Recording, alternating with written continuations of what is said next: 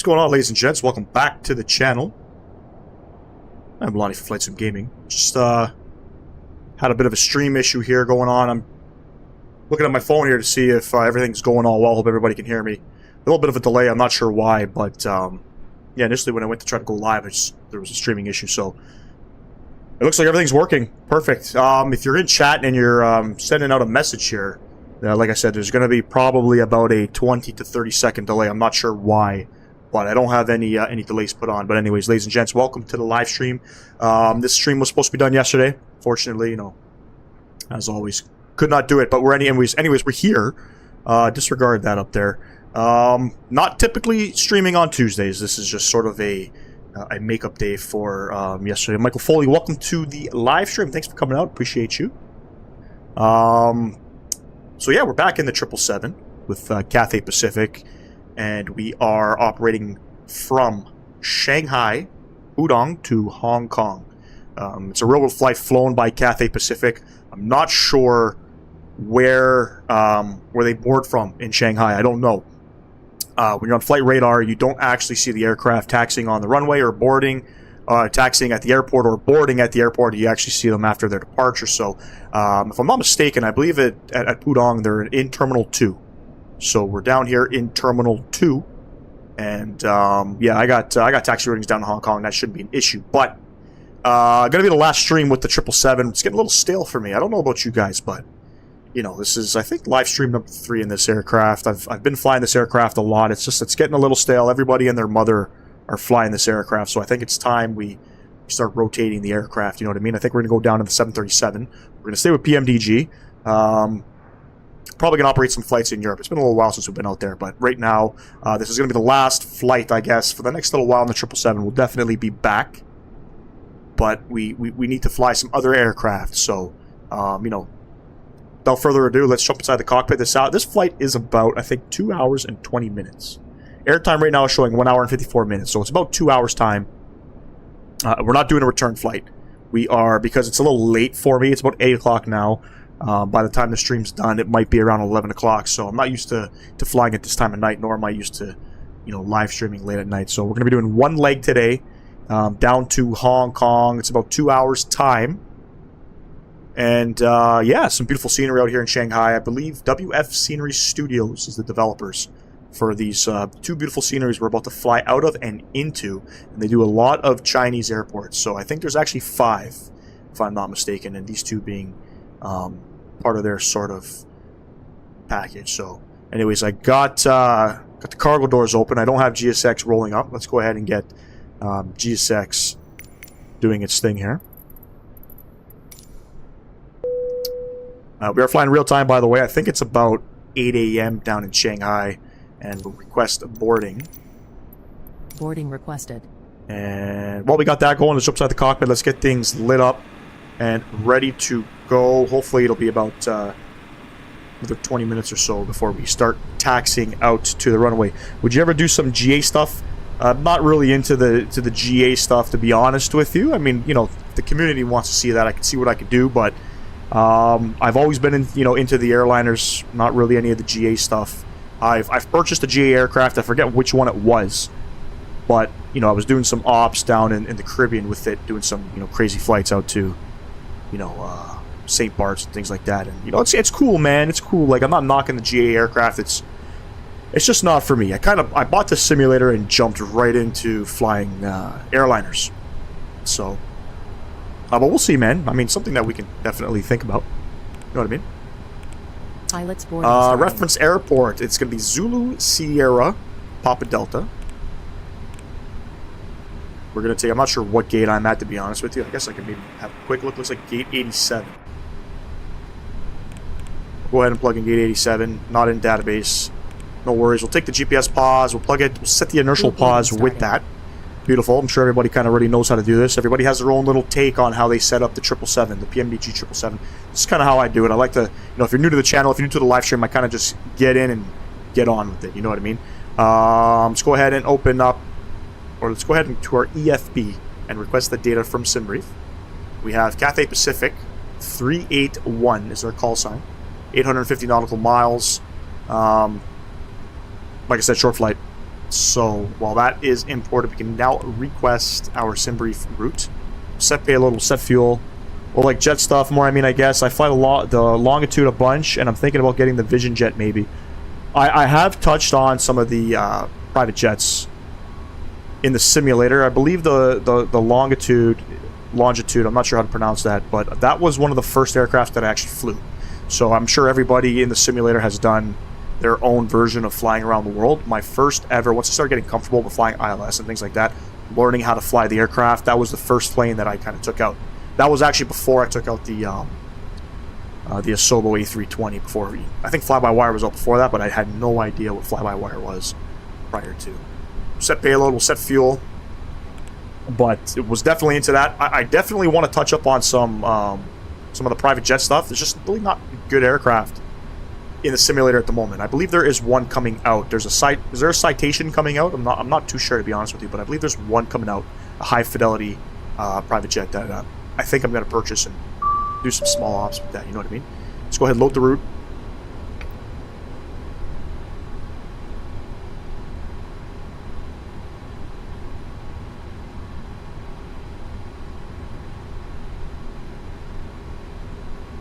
We'll activate that and we'll execute. Beautiful. Come over to the departure tab here. We are what kind of a departure we have here? We have the Your crew has boarded. Passengers boarding starting. the Zushan 81 Delta and 81 or 82 Delta RNAV departure. Which one are we going to be doing? You know, it's sort of my first time flying out in China. It's a little different out here, you know what I mean? Some of the procedures are different than what you're used to flying in Europe and North America. They also use meters, if I'm not mistaken. If you're flying on the network, they're not going to give you altitude in feet. It's going to be in meters, which is a little stressful. But let me see if I can go ahead and find the departure. I have not done a practice flight, so to be honest, I don't know which one. But we're going to go the 81 Delta. Let's see if they have 81 Delta. Beautiful. Out of 17, runway 17 left, if I'm not mistaken. I'm a little disorganized right now. I apologize. I just got back from soccer. My kids had soccer, so don't know if I missed it, but at any point, how do you get into all this stuff? Do you do any real flying? I could tell you know what you're doing. I appreciate that. That's actually some kind words from you, my man. I feel like I don't know what I'm doing, but no, I'm not a professional pilot by any means.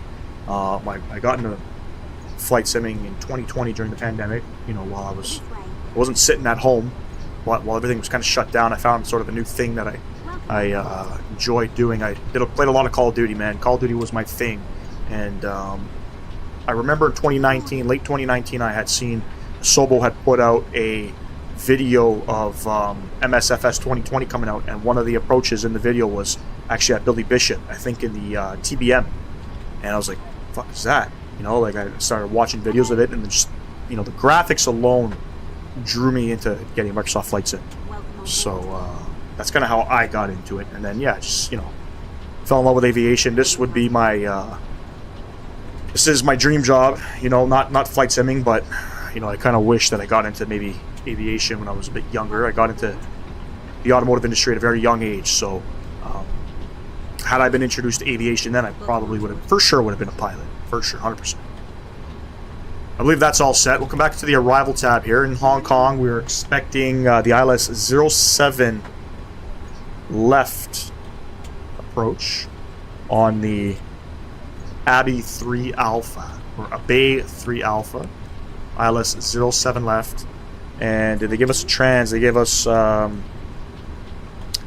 trans. So we'll execute that, and I'll have a look at our waypoints and just make sure. Same exact thing as me, even with the Call of Duty. Dude, Call of Duty, I mean, that was pretty good, man. 2020, like, I'm not even gonna boast. My buddies can tell you. It got to the point in Call of Duty, I actually tried out for Toronto Ultra. At the time in 2020, they were hosting an event where you could play on their professional team in the Call of Duty League. A bunch of people had signed up. I had to record myself playing in some of their fixed matches, and it's very difficult, man. I thought it was good. I had a really good KD. I wasn't great on Warzone, but you know, we're talking about multiplayer, you know, a minimum 80 to 100 kills per game. For me, it was either playing golf in college or going to flight school. I always wanted to go to Embry-Riddle. Hopefully one day at least I'll get my private license and maybe a small plane one day. Yeah, man. That'd be pretty sick. The problem is here in Canada, and I know it's kind of the same in the US, it's very expensive, man. You want to get your pilot's license here in Canada, by the time you work yourself up to flying an airliner, you're about 150,000 Canadian dollars in the hole. It's very expensive. It's not cheap. Air Canada Jazz is doing a fast track program right now where you can join their program, and they're strictly looking to hire people with no flying experience to join their program, and they're granting, well, not really granting you, but for $126,000 you can fast track yourself to flying CRJ. I believe they only fly the 900s right now. I believe they just retired the 200s, but you fast track to fly the CRJ 900. I think it's a 4-year contract, $126,000, and I believe it's like $50K a year salary. Kind of sucks, you know. It's not something that, you know, I can really, it's not a smart decision for me to transition to do that. You know, I have children and I have family and responsibilities. It's kind of hard for me to drop what I'm doing to pursue my dream per se, right? I would love to, but you know, can't really afford to do that, unfortunately. Let me just have a look at my waypoints here. Papa Delta 301. Then we have Shuyan. I apologize if we have people in the chat that are familiar with some of these VORs and I don't, you know, pronounce correct names. I apologize. PDO 24 305. Hello. Yeah, Bay 3 Alpha. It's going to start at a Bay or Abbey. Musul, Tamer, Tung Lung, This way, please. Waba, Soki, Limes, and then radar vectors to final. Okay, it looks like everything has been plugged in. Beautiful. Come over to the Perf Init tab here. So we are cruising up today. Initial climb, it says 37,100 feet. I'm assuming SimBrief has sort of set it up to fly in meters. So we're going to fly in feet. I'm going to accept it. And I'm going to go ahead and change that. We're going to fly level 370. And zero fuel weight, we have 208,000 kg. That's looking great. Beautiful. Reserves of 7.9 kg. We'll come to the thrust limiter tab here. Let's go ahead and plug in some info here. So we're departing off a runway 17 left. We'll import everything, the weight and CG. Hello. It's in pounds. This way,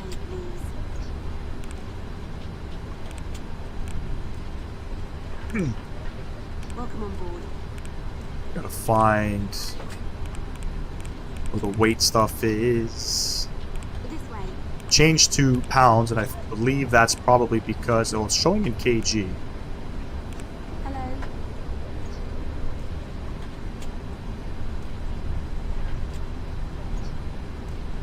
Hello. Not sure how to change that. I'm not sure why it's showing it in pounds. I don't know if that's because of the airport May I see your boarding pass? that we're flying out of. I don't think there's any settings I can change with this. I'm not even going to worry about it. We'll kind of see what happens. Boarding pass? I think private license here will cost around 4 to 5 grand. Anything commercial is close to 100. Yeah, man. I think private PPL here is about 20 G's, 30 G's. I got a buddy that's flying for Air Canada Jazz right now. He actually, he's been a pilot for a long time. It's very difficult to work your way up here in Canada. He actually went to Malaysia for quite some time and flew some DC-6s out there, and then got sick and tired of flying out there. And with the DC-6s, he wanted something a little bit more modern, something a little bit more close to home. Got a job at Charles Pearson flying private jets, some citations, and now he's finally first officer for Air Canada Jazz, and quite the process, man. I wish it was much easier than it actually is, but it's not. The rating of takeoff to cell 47. Plug that in. We have a N1 percentage of 90%, 89.6. It's all normal. Flaps 5. Hello. 4.75 on the trim. 52, 55, 59 on the V-speeds. This way. That all looks fantastic. I'm going to have a look at my weight in a second here. I want to make sure, so... Hello.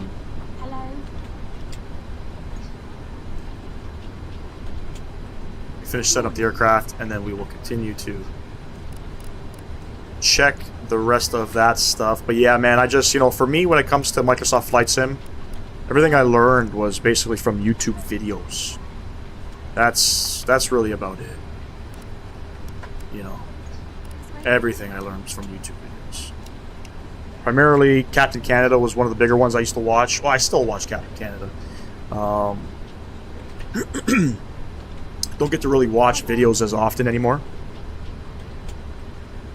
But Captain Canada, definitely, he was, he randomly popped up just on my YouTube channel as I started watching some Microsoft Flight Sim content, so. And then obviously X-Plane, you know, but Captain Canada, out of the bunch, out of the professional streamers, he takes it very seriously. He's very professional. He, all the procedures he does is, you know, in my opinion, how things are meant to be done, and that's kind of the take that I took when deciding to fly on a simulator.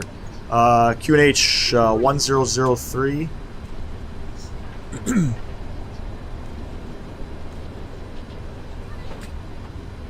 Welcome on board. Beautiful. We got 159.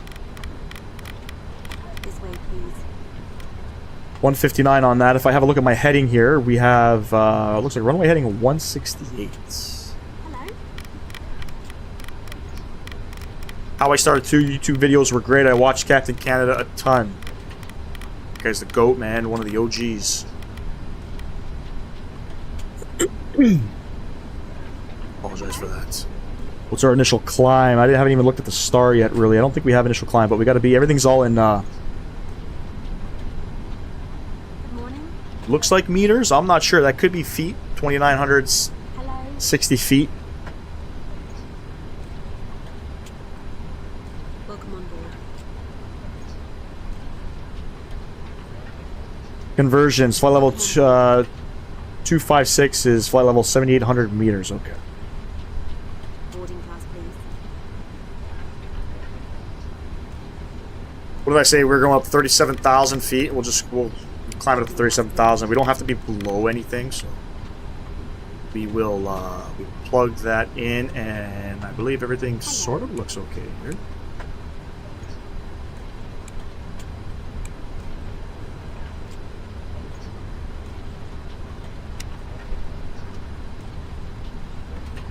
This way. Beautiful. Let's come up top. Let's get that that APU on. Looks like the passengers are almost done boarding. Make sure I close up some of these doors here, because I'm pretty sure they're no longer boarding up or loading up any cargo. Beautiful. Yeah, Captain Canada, that guy's a GOAT. I don't care what anybody says. He's one of the original guys. And, you know, there's Chewie. You know, I'm not really out there like that. I'm watching a lot of Owls right now. He's coming up. He's doing very well for himself.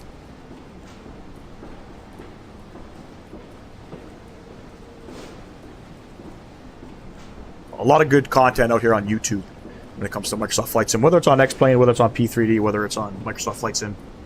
I kind of wish Captain was flying a little bit of X-Plane. You know, I kind of miss his X-Plane stuff. Different aircraft you can fly. I miss him flying that Q400. You know, that dash, what's that, a dash 8? Hopefully it's going to come out to the simulator soon, but...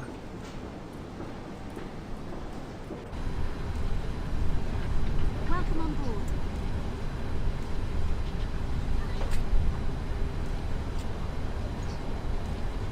This way. This way, please. Does this aircraft flip? I think this aircraft does, aircraft, not aircraft. I think it flips to meters. I think we're going to fly meters here. Let's give this thing a go. I'm not too crazy in doing it, so let's go above Flight level 256 would be 7,800 meters. This way, please. Let's see if it goes to 7,800 meters here. Hello? APU is running. Primary external power is on. Hello? Did some New Zealand stuff the other day after the stream. Cool approach into Queenstown, buddy. Hello? New Zealand is just beautiful all the way around. It's absolutely... There's some good ATR flights you can do. And it's different, man. Like, I was watching the stream. There's this one departure where you gotta literally circle around before you can climb out of the mountains. I forget which airport it was, but let's go ahead and release the ground power. All of that is released. Beautiful. Let's go ahead and we'll remove the chocks. This way. Right electric auto, wait till the fault light comes out. Turn on our hydraulics. Or our, what is it, C1 and C2 electric. This way, please. Everything else can go on. Beautiful. This way, please. Fuel pumps can go on.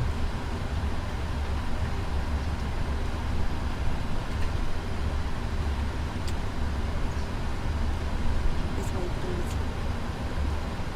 I'm all for sick and crazy approaches. I hate doing long straight ins. I know, man. Like, Yes, if you can do a nice circle approach anywhere, it always makes things spicy, you know what I mean? You never know what you're going to get with circle to land approaches. This way, please. Let's go ahead and do some checklists here. Pre-flight checklist, oxygen, flight instruments, parking brake is set. Before start checklist, we're not ready for that. 10 more passengers, and then we'll go ahead and continue on. I'll be right back. Just gonna grab some water. Hello.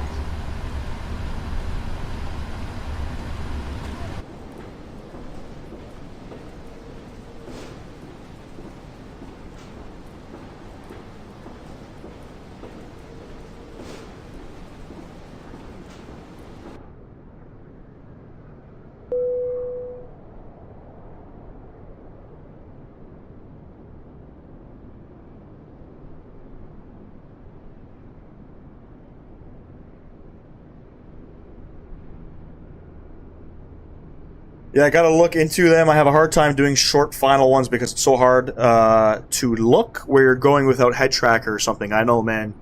I do have a track IR.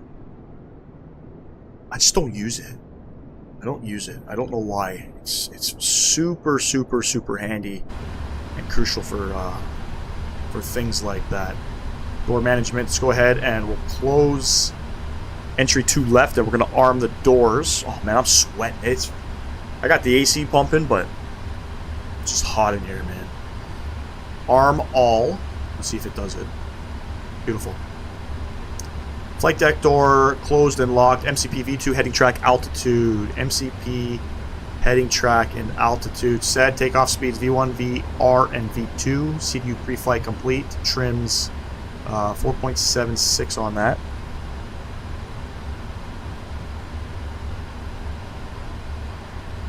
Something like that. Taxi and takeoff briefing. Beacon lights. Go ahead, slap that on, and we'll request pushback. In the meantime, let's open up Navigraph here. I haven't done the briefing yet. Start departure here. So it is the Zushan 81 Delta RNAV departure for 17 left. Before I confuse myself here. Yes, it's this runway here. Beautiful. Hello, Captain. We are ready as for you can see, pushback. everything is in meters here. So they have their conversion here, for those wondering. I'm not sure what flight level 370 is, or 371 is actually our cruise alt. We'll have to play with that meter bug there and see what we get up to. Pretty straightforward. We got some some altitude and some speed constraints. Other than that, should be pretty standard here and straightforward. The winds are 220 at 5. Visibility is 10,000 meters or greater. It's 33 degrees. Dew point 26 degrees. Altimeter 1003. And haven't done a practice flight yet, so this is going to be interesting.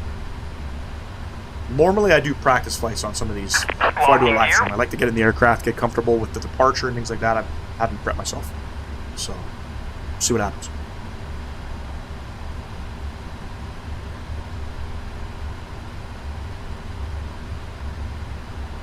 Like I said, short flight today. We're only doing one leg.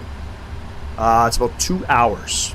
Hour and 56 minutes, I believe, is the block time that we have from SimBrief.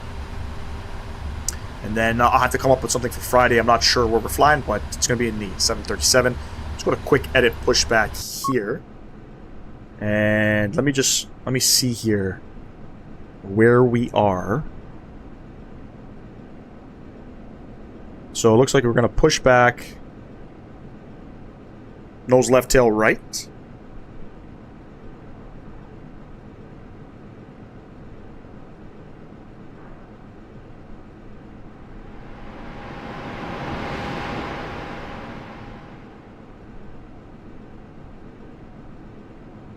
I always like to do quick edit pushbacks. I don't like to use whatever they have. It's pretty cool that I can do this.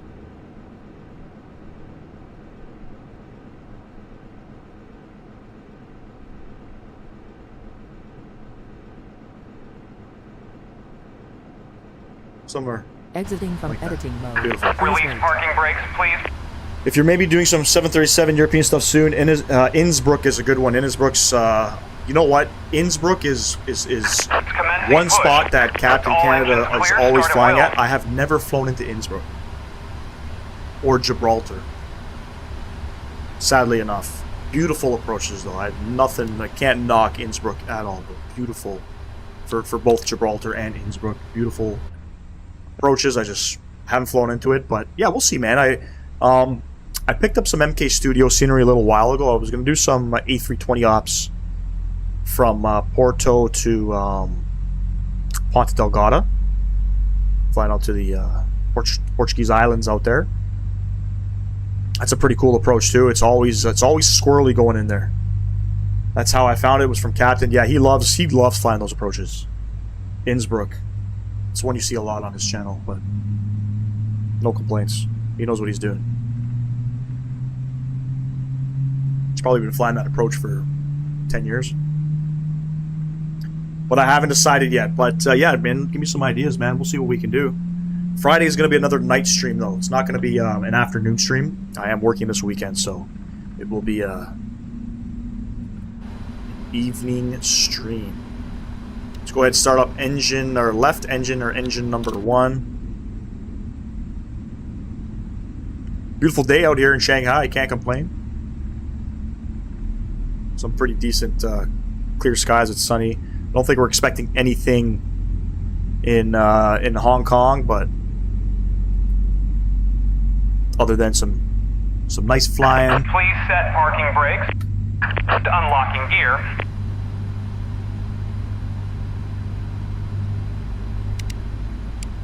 It's kind of cool. This flight is flown literally along the coast of China. So we're out in the ocean, but we're flying on the coast.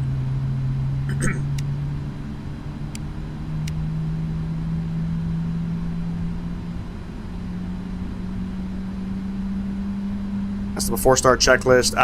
Before taxi is up next. Wait for the engine to spool up. Beautiful. I believe I heard that click. Got a brain fart here. APU is coming off. Taxi lights coming on. Bypass pin removed. Let's go ahead and... Left is clear, right is clear. Flaps 5.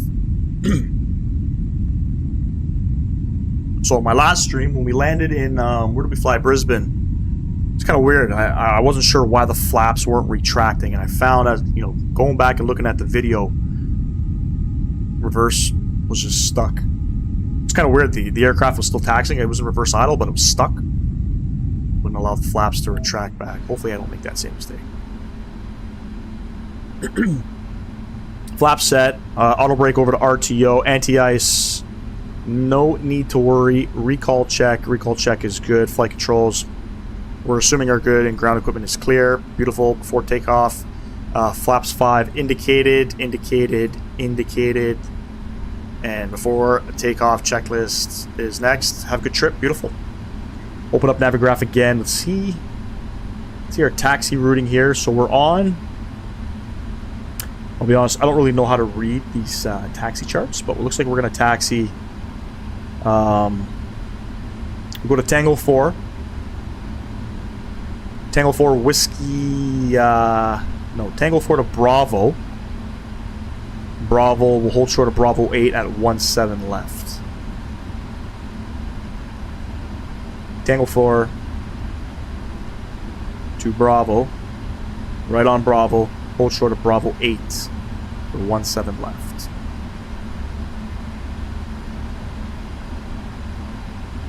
Beautiful. Park brake coming off. Let's get her going.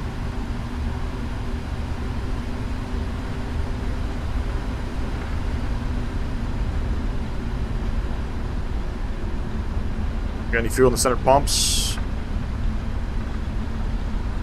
Can't tell. 24,000 kg of fuel. Block 25. Should be good. Damn, this aircraft likes to roll here, man. LNAV, VNAV.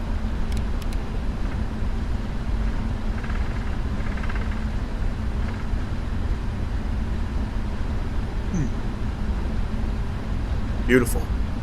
Beautiful scenery, by the way, man.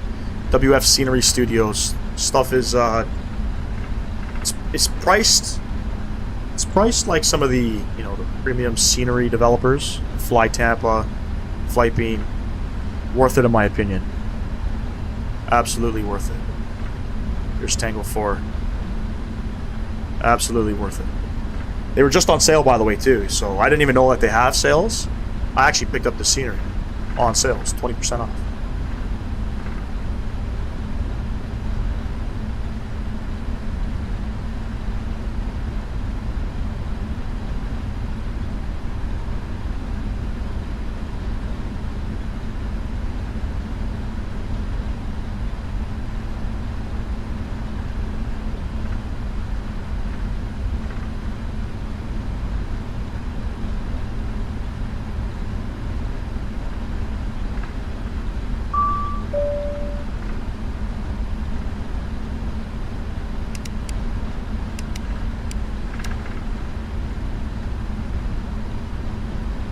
Fantastic, ladies and gents. Fantastic. Let's have a look at some of the scenery here.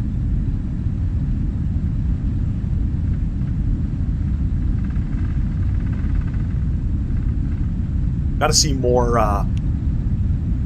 more Asian flights out here on YouTube.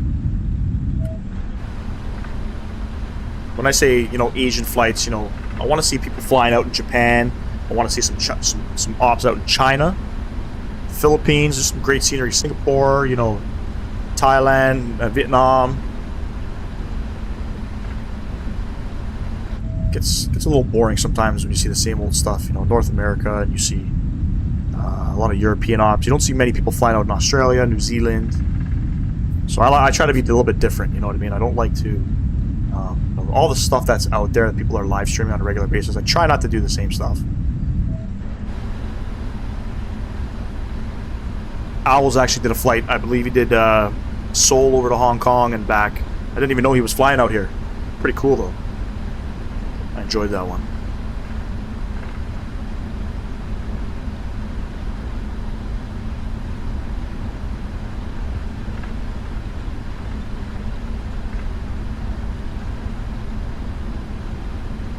I don't know if this may be a hotel out here. Arco, welcome to this live stream. Appreciate you coming out. Good evening from St. Louis. Love the content. Thank you very much. Very to the point without blabbing on the ground at the gate for an hour. Just started doing Asian ops. Bali, Singapore, Bangkok, Shanghai, Hong Kong. Thank you for joining the live stream. Appreciate you coming out. Yeah, man. I just want to get up in the air and fly, man. The whole purpose of, you know, coming up on YouTube and live streaming is to show content, right? I love where you're flying too. Flying out in Asia is beautiful. There is one scenery I recommend you to get if you want to fly out in Indonesia. You say Bali. Bali's a beautiful airport, I believe, done by Aerosoft. I'm not sure what platform that you sim on, but you can purchase from Binner Sim on in the Microsoft Flight Sim marketplace. Jakarta International. Just another destination. It's priced a little bit high. It's actually good scenery. Can't even complain. But yeah, if you're gonna be flying out in Indonesia and Bangkok and Singapore, you got to get that Jakarta scenery, man. I was trying to mix in Jakarta as well. I don't think anybody's flown to Jakarta. None of the bigger streamers were flying. You know, I don't think I've flown out to Jakarta, but I wanted to try to mix in a flight. I think it's with Garuda Indonesia. Am I saying that correctly? I'm not too sure. They got some 777-300s. They don't do any flights though. Like they're flying the 777s to places like Doha right now, and I think they're going to. They did some flights out to Saudi Arabia. Yep, I use 2020 and have all the sceneries. I don't fly anywhere that doesn't have payware. I'm the same, Arco. I'm the same, man. I want some good payware scenery. I'm not into the freeware stuff. I've purchased, or not purchased. I've downloaded one freeware scenery, and it was what did I grab? I think I grabbed like Qatar or something like that. Just a mess on my system, man. I think it was Qatar. It might have been Kuwait, actually. I think it was Kuwait. Bravo here. Let's go ahead and make our right. I tell you how much I have invested in scenery, but it's borderline embarrassing. It's funny that you mentioned that, man. I had a buddy that had asked me a little while ago, you know, what's it like flying on Microsoft Flight Sim? And then the question that came up was, how expensive is it? No comment, man. I use the add-on linker, I believe, the MSFS add-on linker to organize my community folder. And everything is payware. And just my scenery alone, I got 290 files. Like airports. Do the math on that. And I'm not really crazy on purchasing scenery that doesn't look good. So, you know, on average, you know what it's like. You know, on average, it's like 20 euro to purchase scenery. I'm from Canada, so you do the math, right? 20 euro is like $40 CAD. So it gets expensive. It's embarrassing. I'm right with you, man. You know what? It's all good, man. If I can't fly, think about this. You want to fly out to Shanghai, you know, how much do you think it's going to cost? You know what I mean? You can do it in the simulator. You know, like, look at this terminal. It's pretty cool. You know? Don't worry about this. I'm using FrameGen mod, so FrameGen mod has, like, some texturing issues with the turbines for whatever reason. Yeah, I'm not embarrassed at all. Well, I am embarrassed, but I don't care, to be honest with you. I enjoy doing this. I don't spend money on myself. You know, I used to have, when I was younger, before I had kids, I used to have race cars and things like that. And I was young and dumb, put all my money into that. I don't do any of that anymore, so not that I'm rich. I'm definitely not rich. It's Canada. It's very expensive to live here. I use a symbolic link. I have 3 SSDs for add-ons. I have probably all the top payware released to date. That's crazy. But man, good for you. Good for you. 3 SSDs. I got 2. I got Microsoft Flight Sim on 1 right now. It's on a 2 terabyte SSD. I have about I think 1.5 terabytes of space used just on this simulator alone. That's with the aircraft. That's with the simulator itself. I think is like 3 or 500 gigabytes. But no, I understand, man. It's a passion. You know what I mean? Like, if you enjoy doing it, and you know you enjoy where you're flying, you want to see certain parts of the world, you're going to invest in proper payware. Not everybody can afford it, right? It's expensive, man. It's an expensive hobby. I don't recommend doing it just because of how expensive it is. But if you got a passion for it, by all means.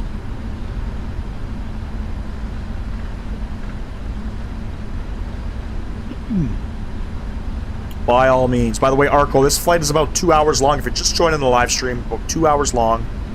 I think its block time is like 1 hour 56 minutes.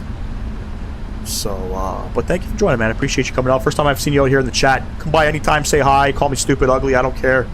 We're here chilling, we're just flying on the network, you know what I mean? And, something I'm doing wrong, let me know, please. Please, I need the criticism. I wish more people, you know, some of the more, I guess, you know, professional pilots would see my content and let me know what I'm doing wrong. I know I'm doing a lot of things wrong. I can turn the aircrafts on, I can taxi to the runway and fly, but I know some people want to see procedures, some people want to see, you know, proper flows and things like that. I'm not really into that. I don't know, per se. I think the only aircraft I'm comfortable with proper flows and, like, ops, I guess, is the A320, right? I think we're looking for, what did I say? Bravo 8. Look for Bravo 8.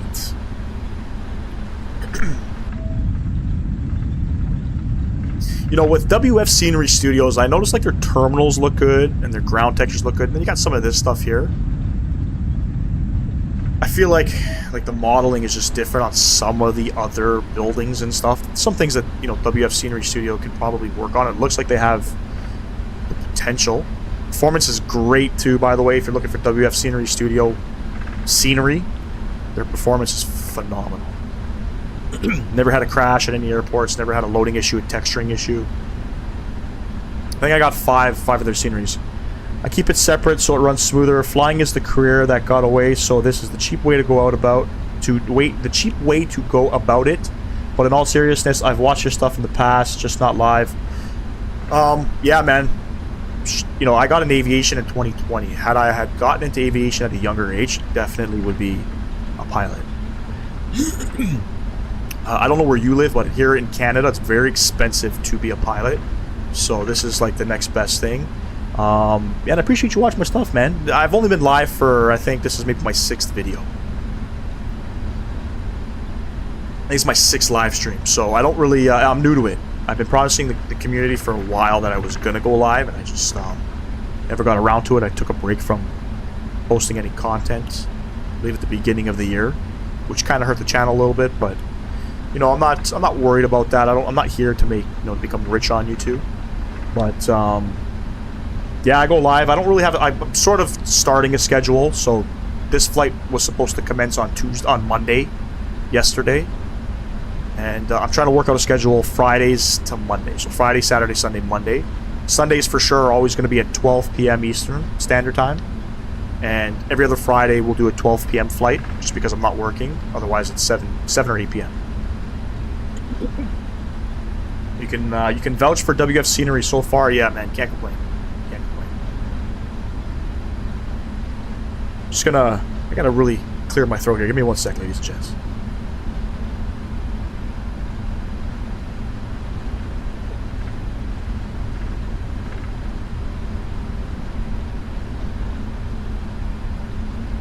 There's Bravo 8.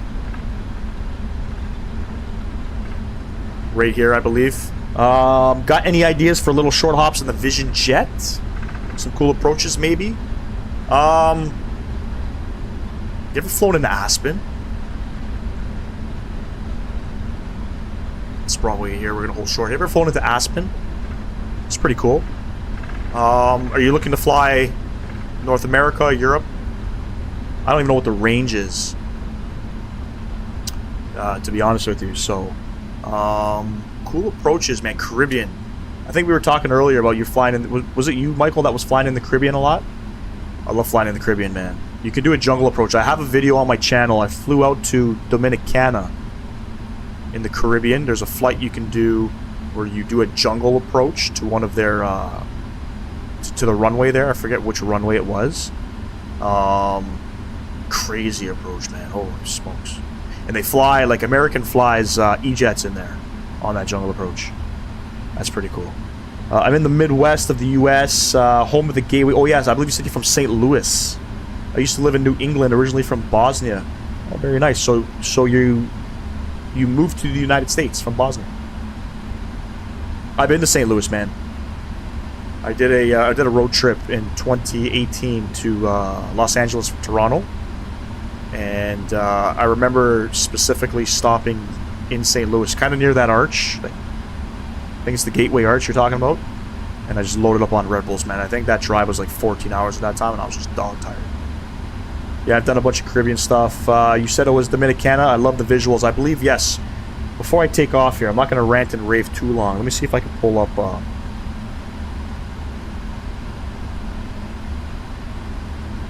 It's not Dominican, it's Dominicana. So I'm trying to see... I think it's Dominicana.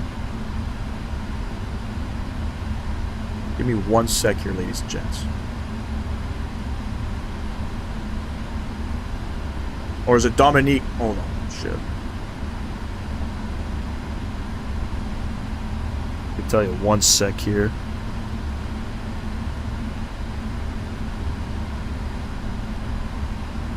Dominicana, yes. Dominicana is the, or Dominica.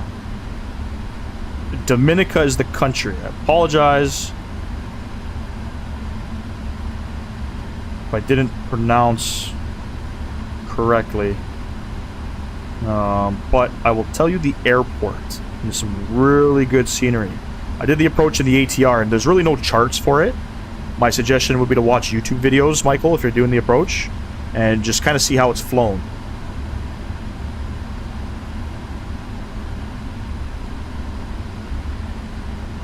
TDPD is the airport. So that's Tango Delta, Papa Delta, and there's some good scenery.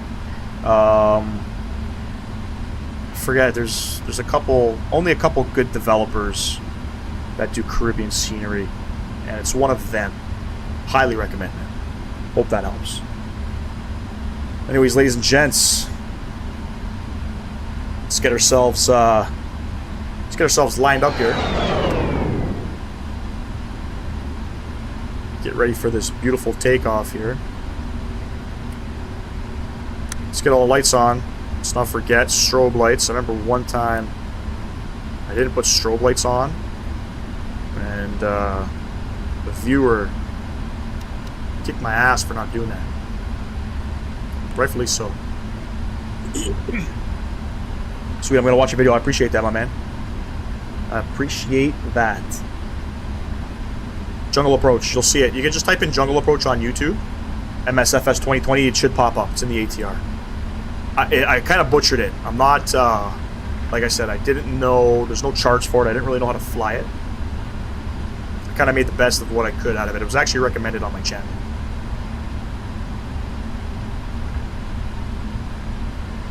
Hopefully I don't make a mess out of this. We got ourselves set up pretty decently. And let's go ahead, 40%. Let's get on out of here, ladies and gents. What are the winds? 220 at 6. Toga. Enjoy the departure, ladies and gents. Rudders are a little sticky. PMDG rudders. 80 knots. Checked.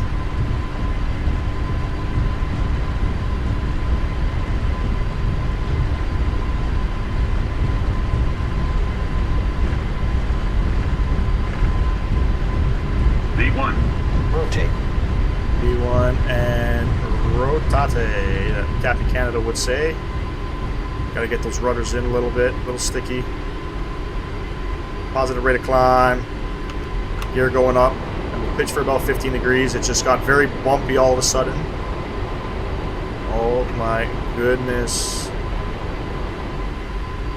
Follow that flight director. Not the best takeoff there. I don't know what happened to the winds there. But we'll start pitching down for about 240.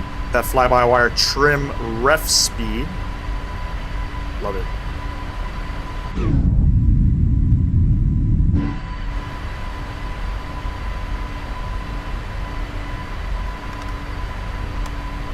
Flaps 1.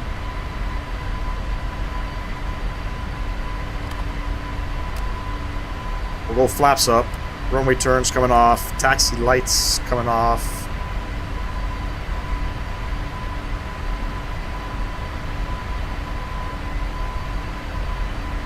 Very, very bumpy. Look at the winds now. Holy smokes. 250 at 27.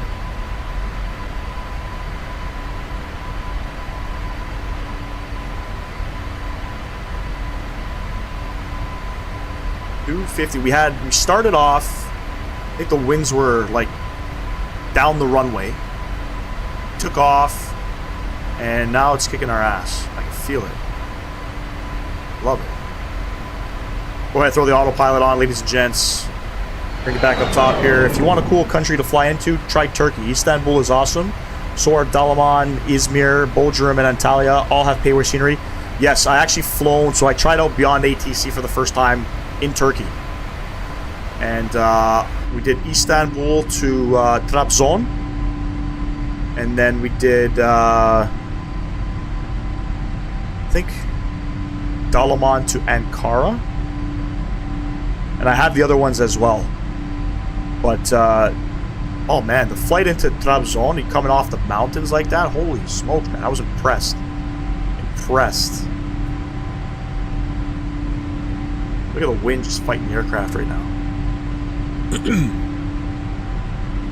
And I posted those videos, I believe, about a month ago. And there is some good pay-where scenery for Istanbul as well. There's, forget, it's like LT scenery or something like that. It's decent. It's not like, not wowed by it. I feel like they can do a little bit better. But, good terminals for sure.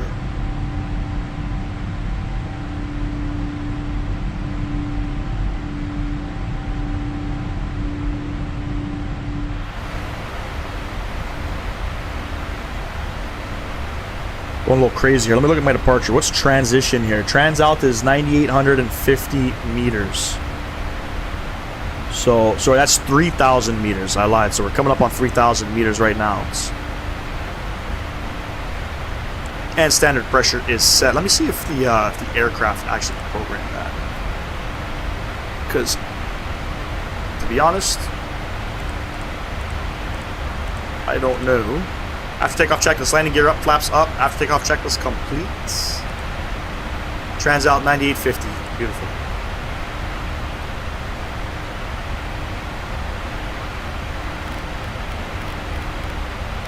Let's go ahead and set.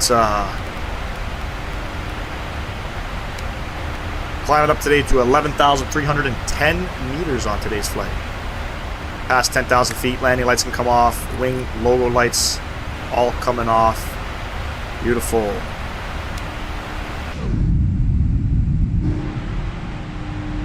Beautiful.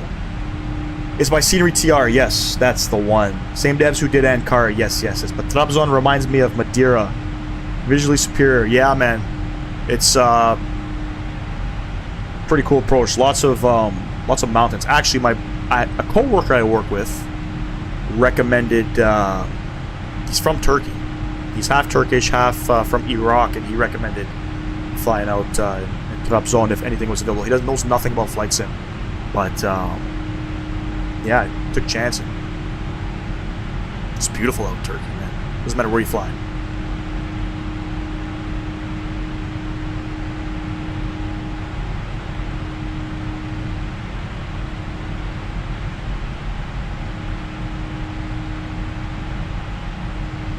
So, Michael, touching back on the approaches that you want to do, what did you say here? You want to do some cool approaches.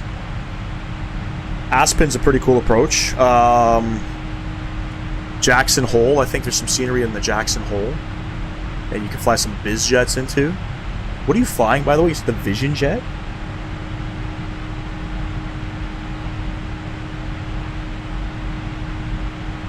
Oh, that little thing? That thing's wicked, man.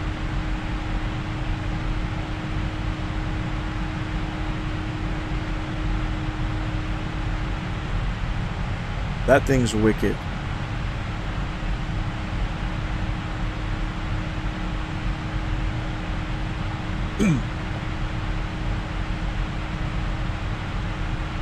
Flew to Bosnia last year via Chicago. What is that? That is going to be that's not Midway, that's the other one. O'Hare, right? And Istanbul with Turkish on the A350. Stunning city. And yeah, man, jealous, bro. Jealous you got to go out there. I'd love to go to Istanbul. Istanbul's a party city. Apparently, So my buddy was telling me, my Turkish buddy was saying how Istanbul is part of Europe, and then is it part of Asia? Am I saying that correctly? It's not part of the Middle East. I think it's part of Asia. But like half of the city of Istanbul, you cross like a bridge, and you're in like a different continent. Yeah, I've done a couple of Aspen, Jackson Hole. I've been wanting to do some more tiny airports with some tight approaches just for fun. Might do the Dominica tonight and then see some South American stuff. Don't think I've ever flown there. I got some great South American scenery. There's some great Colombian scenery. I'll give you an idea as to who they are.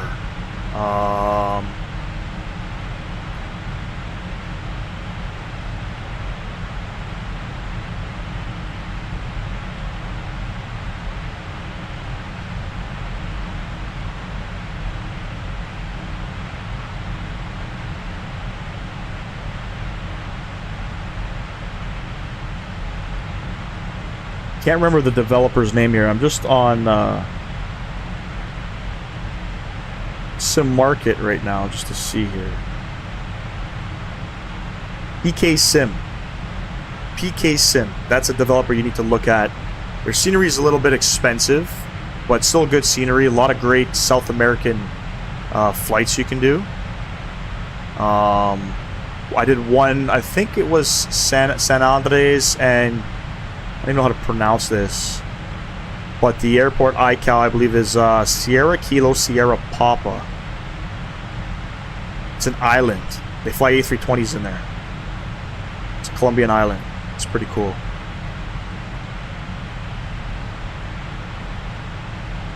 Yes, it's divided in such a way. Bosnia's history and culture largely stems from the Ottomans, so it was cool to see some of the similarities.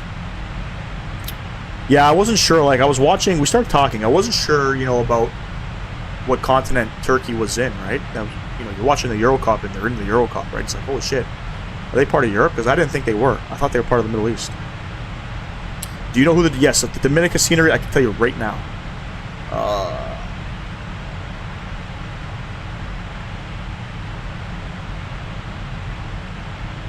SLH Sim Design. For MSFS, SLH Sim Design, well-known developer, developing scenery in the Caribbean. It's a small airport. It's not like one of their better airports. It's only like €12. It's not one of their better airports in terms of scenery. It's one of their early ones for sure. Hey, any problem, my man, any problem. Highly recommend the jungle approach, as long as the winds are correct and, you know, it's for that runway. Do some research on YouTube just to see how to fly it. I believe there's somebody on Flight Sim TO created their own chart or own path how to fly it. You just kind of have to look for certain land points and things like that when you're flying the approach.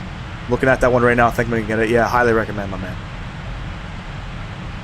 Highly recommend. I want to, you know, you guys know I do a lot of E-jets flying on this channel. I want to fly the an American Envoy Ops into there.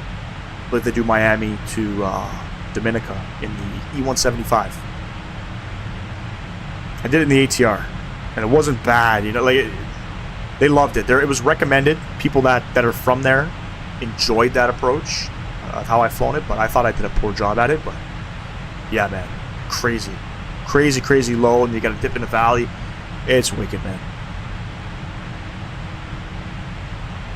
It is wicked.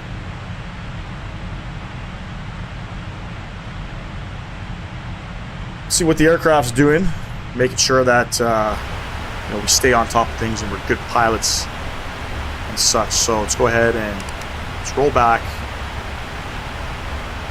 and sync our heading here. 190. We're still climbing.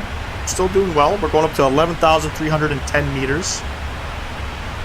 Out in China, they fly in meters. So if you're ever flying on any type of network, don't be confused when they give you something like this. They don't use feet out here, so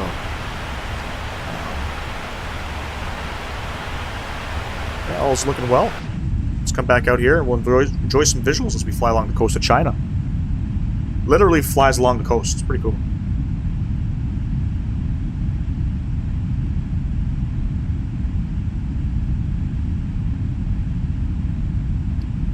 And you could see, like, if you could see what I'm seeing here with the visuals at 28,000 feet, you know, you fly in Europe, you fly in North America, Australia, you know, I think they've done an Australian or even the Caribbean world updates. Texturing looks much better than what you see out here in Asia. You know, you can see some of the stuff, the artifacts loading in. This is sort of one of my things with MSFS 2024 coming out. I didn't think that, I thought it was too premature. You know, you haven't really sort of finished MSFS 2020. You ever do VATSIM or Beyond ATC? Yeah, I've done I got like 300 hours on VATSIM. I could fly on it. And Beyond ATC, I got a couple of videos out when it first came out. It's weird, man. You know, the flights out in Turkey on Beyond ATC weren't really going my way. I was having plenty of issues. It wasn't really, I guess, stable flying out in Turkey, but flying anywhere else in Europe, it was great. Flying out in North America, it was great. But VATSIM, you know, when I was initially putting out content on the channel, a lot of the stuff was just videos of me flying routes. But the time of day that I was doing these videos, it was late. You know, I was always recording videos late at night, and it was there wasn't much, you know, air traffic controllers online. That's why I didn't really post any videos. I do have a video. I think I did a live stream on VATSIM. Flew out to, I think it was Montreal to Atlanta in the E-Jets. People wanted to know if the E-Jets were flyable on VATSIM. And it's okay, man. Like, you know, it's nice to have that extra immersion in the simulator. Do I care to fly in VATSIM? Not really. You know, I find there's a lot of people on VATSIM now flying. Not enough controllers, and controllers are getting very irritable on VATSIM. I don't like that, right? Not everybody's a professional. So I just, you know, I don't care for it. I'm going to be putting out some VATSIM stuff, so for sure. One thing I wish Xbox had, brother. Oh, yeah, you're on Xbox. Damn, dude, can you get, are you able to find that scenery on Xbox for Dominica? Do you have a Discord for the channel? I don't have a Discord. Oh, man. I got an Instagram channel. I got an Instagram page, Flight Sim Gaming, or sometimes I post some stuff on there.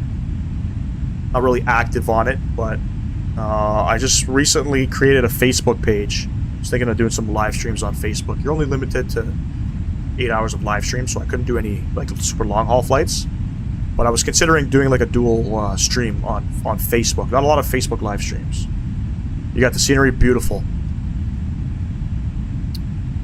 Beautiful. So, Michael, on Xbox, what are your options for live ATC? I use Beyond ATC to, I fly to relax. I'm not a fan of the armchair pilots and controllers. Me too, man. Like, I enjoy doing this. You know what I mean? I enjoy coming out and doing a flight, going to places I'll never be able to go to. There's a lot of noise right now in the aircraft. I'm not sure what the hell all that is, but yeah, this is just for me. It's just to relax and enjoy going to places I can't go to. No type of ATC stuff. They just added a pushback mod to the store. That's nice. Yeah, it was, you know, my Flight Sim was pretty stale in the very beginning stages. My MSFS 2020 in particular on PC. There wasn't like GSX or anything like that. We had, like, at the very beginning, we had like jetway mods and runway texturing mods and stuff like that. I don't know if you guys get that on Xbox, but it sucks though, like, you guys are limited, you know what I mean? Somebody needs to create some type of live ATC on Xbox. That'd be pretty wild. But Beyond ATC on PC, it's been a while since I've used it. I've recently updated it. I was gonna fly it on a live stream. Obviously never got around to it, but Beyond ATC is game changer. Game changer. Like I said, flying in Turkey, when it first came out, it some of the, you know, the commands and things like that weren't incorrect. The minute you flew in North America, in the United States, for example, you can go ahead and, you know, you could say, let's say, for example, I'm in Toronto and I want to fly to, I don't know, Chicago. You know, call up clearance and I'll say, clearance, hello, Air Canada 540, request IFR to Chicago O'Hare. In North America, they'll read back, you know, Air Canada 540 clear to Chicago O'Hare via this departure, this transition, climb and maintain this flight level. It wasn't doing that in Turkey for me. I wasn't getting any real clearance. It was just more like, you know, this is your departure, squawk. So hopefully they've updated certain parts of Europe where you're not getting any hiccups with Beyond ATC, if that's making any sense. I know I'm kind of rambling on a lot, but my first initial impression of Beyond ATC wasn't all that spectacular. But again, I was also flying to, you know, Trabzon, right?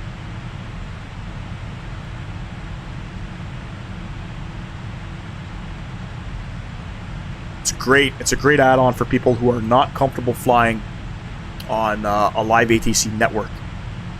You can practice your phraseology on Beyond ATC.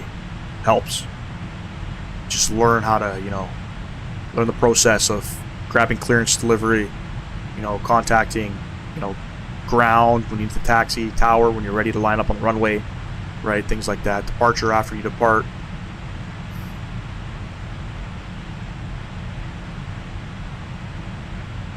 I'm gonna throw in some tunes. What we got going on here?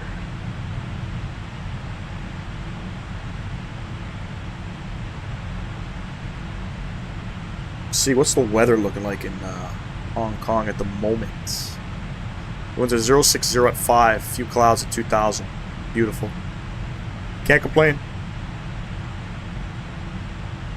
More of what I like. Let's see here. What we're gonna play.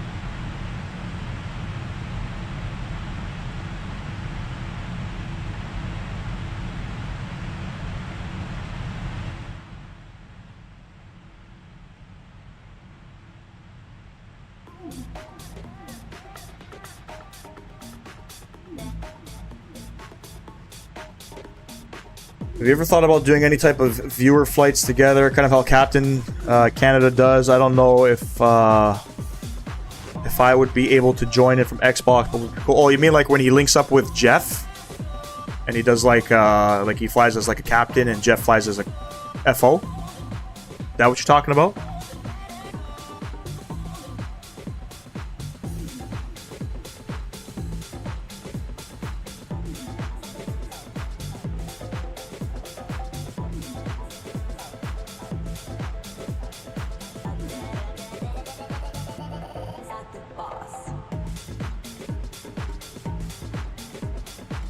Also, just want to take the time to thank everybody who's coming out to support the channel today.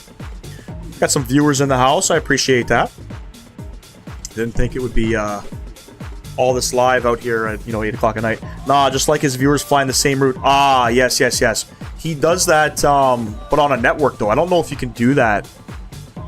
Right? He's flying on VATSIM. So if you're flying on VATSIM and you're logged on the network, you're going to be able to fly with him.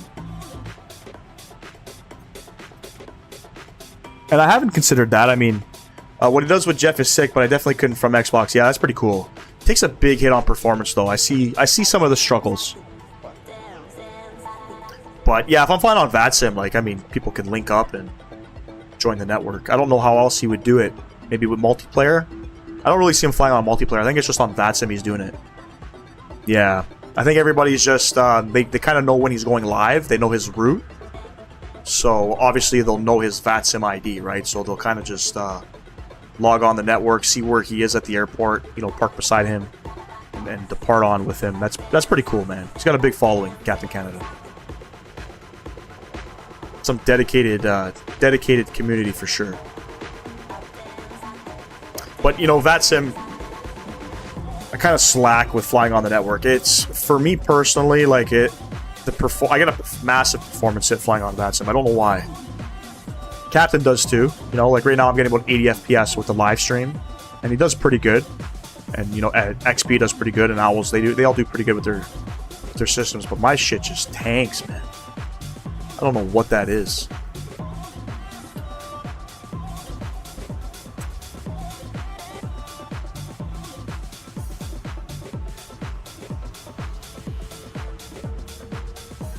Sorry about that. Meant to do this. Beautiful. Yeah, everything's looking good. We got cruising altitude here.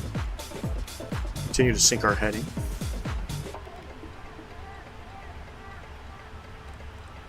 687 nautical miles to go. Got a lot of time. Looks like we're not going to be doing a step climb. Pretty straightforward. Now, I'm a little confused, okay? I've noticed in this aircraft in China, like this looks different, right? When I click this, I'm not seeing anything. Like it doesn't change. You know what I mean? I don't know if that's normal or not. I don't know if you guys know. Not really, I don't really fly out here a lot, so I don't know what the aircraft is doing or isn't doing, or if it's normal or not.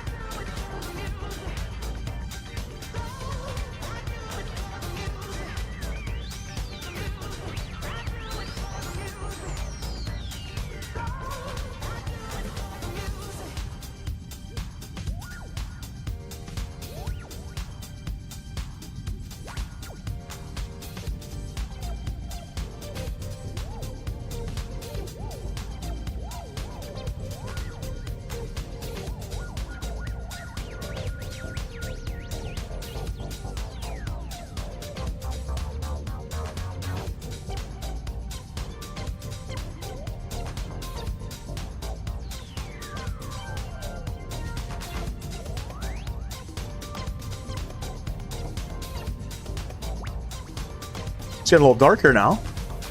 But my god, I'm sweating. It was so hot today. Work was a struggle today, let me tell you, man. I know, you know, some of you probably don't give a shit, but I got this 2024 Honda Pilot I'm looking at. I'm a mechanic, by the way. If you're just tuning in, you don't know what I do. I'm a mechanic. I work for Honda. I'm a lead tech. Not that that means anything. You remember seeing my comments by chance from videos you posted last summer-ish? I do, yes.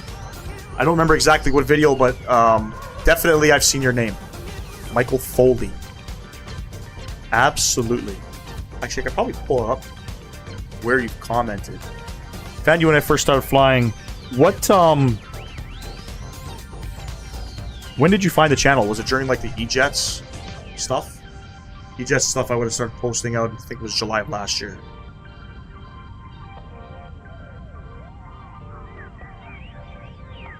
But yeah, so I got this Honda Pilot I'm working on, a brand new Pilot. It's got a misfire. We're having so many issues, you know, from the factory with this thing. Replaced the engine harness. The engine harness apparently is causing a misfire. There's actually an issue with one of the junctions in it. Replaced that, and you know, I had a single cylinder misfire, and now I'm getting the whole bank. All bank one is starting to misfire, and trying to troubleshoot that thing, and the wiring diagrams ain't making sense. I don't know if it's because it's new. What's going on, Sabrina? Welcome to the chat. Yeah, it was the E-Jets. Yeah, man. No, I appreciate you fucking coming out to support the channel with that one. Were you flying the E-Jets too? Were you flying the E-Jets at the time? A lot of people were interested in the E-Jets, but didn't really pull the trigger buying that aircraft. I took that gamble. And I'll always say it. And some people might, some of the professionals might give me shit for it. I don't care. Everybody has, you know, to each their own. That E-Jet's some of the best flight model I've ever flown in Microsoft Flight Sim. I'm not going to take away from Flight Sim Studio. They did very well with the flight model. There's some other things that need to be addressed, like maybe not putting out a Boeing 707 or a 727, but the flight model is fantastic. I'm a lean back, play tunes, sip on coffee or whiskey as I enjoy views. Type of simmer. I do fly by the book, but that sim just isn't my cup of tea. Everybody's got their opinions, man. I mean, that's exactly my take on Flight Sim. That's exactly my take on Flight Sim. It can get busy on that sim, man, and then you lose the whole immersion of, like, look, we're flying 37,100 feet right now in China. I was on that sim and there's traffic and it gets busy. You kind of lose that. Then I love the 737s because I had just come on Xbox. So I wanted to ask about that. So PMDG doesn't release their aircraft to the marketplace as quickly as I guess it would come out for PC. Like, how long are you going to have to wait for the 777? And when did your 737 come out on Marketplace? Because I think the 737, when did it come out on PC? Was it 2022? 2021? I think it was 2022. I had gotten the one on Xbox, but it was the shitty version, so I didn't fly too much. Don't tell me you got the... Was it the Captain Sim 737?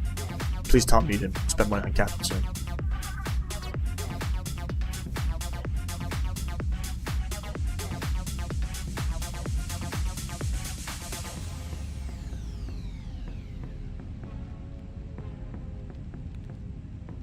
A long time, yeah, man. PMDG was talking about their 737 Marketplace was like July of last year, so I think that was a full year, because I think the 737 came out on PC. It was either March or May of 22. Oh, the E-Jets I'm talking. Oh, shit, my bad. Oh, the E-Jets. Oh, shit, you bought that. What's that shit called? That hunk of crap. Hold on. I know exactly what you're talking about. It's not the Flight Sim Studio one. It's a different one. Not X-Crafts.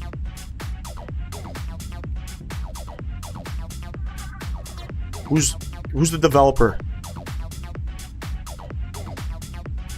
I know exactly who you're talking about. Shitty. I feel bad.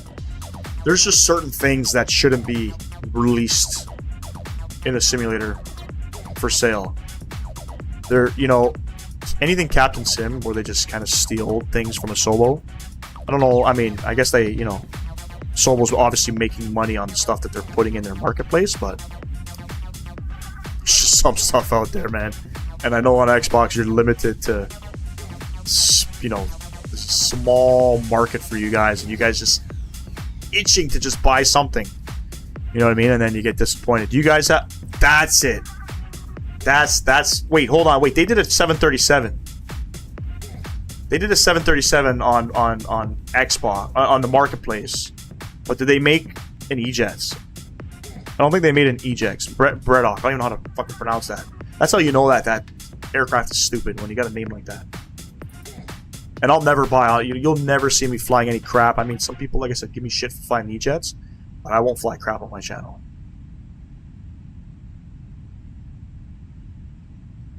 So, I mean, you'll probably get the 777 probably like in a year's time. Which sucks.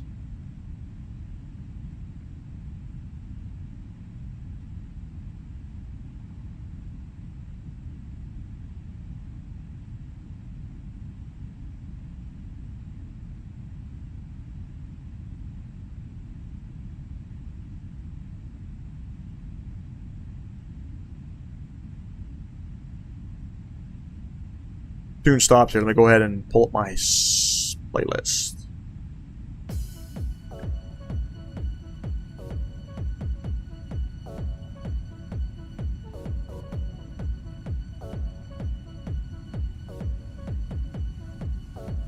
Feel like okay,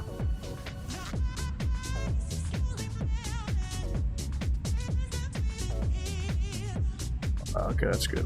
So I'm stocking myself. Yeah, like, we have no long haul options really. I think someone released an A330, and then the Dreamliner isn't half bad. The Dreamliner was horrible.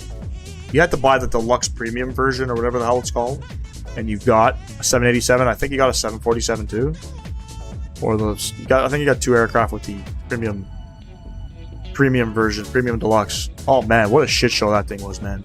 Even when they did the update, like they did the VNAV shit with I forget who the developer was. Like, it wasn't bad, but I was having issues with VNAV. I couldn't fly the thing. And the A330, we have Headwind that made a free A330 for the simulator on PC. It's actually not bad, and it uses fly-by-wires stuff. But yeah, I avoided the heavies in the simulator. The 747, I mean, I took that thing for a spin. I think I taxied out to the runway and then shut off the whole computer. I haven't flown the 747 since... I forget what sim update it was where they updated those aircrafts, but yeah, I literally took it out for a spin, parked it right back. Pass. Been flying A320s and 737s for the last couple of years. Fly-by-wire was a gift. It was a saint to us simmers on PC. You got the CRJ on Xbox? By Aerosoft? It's not a bad aircraft, you know. I wish Aerosoft would update their stuff, which they don't do. They're famously known for that. But the A330 is a nice little regional jet. I got it when it first came out. I enjoyed it. I fly the shit out of it. I don't fly it too often, but it's a nice mix-up. Wish Xbox got a good A320 too. Yeah, you're flying the default one, eh? Did you guys get any indie build stuff on Xbox? Did you get the indie builds A320 Neo?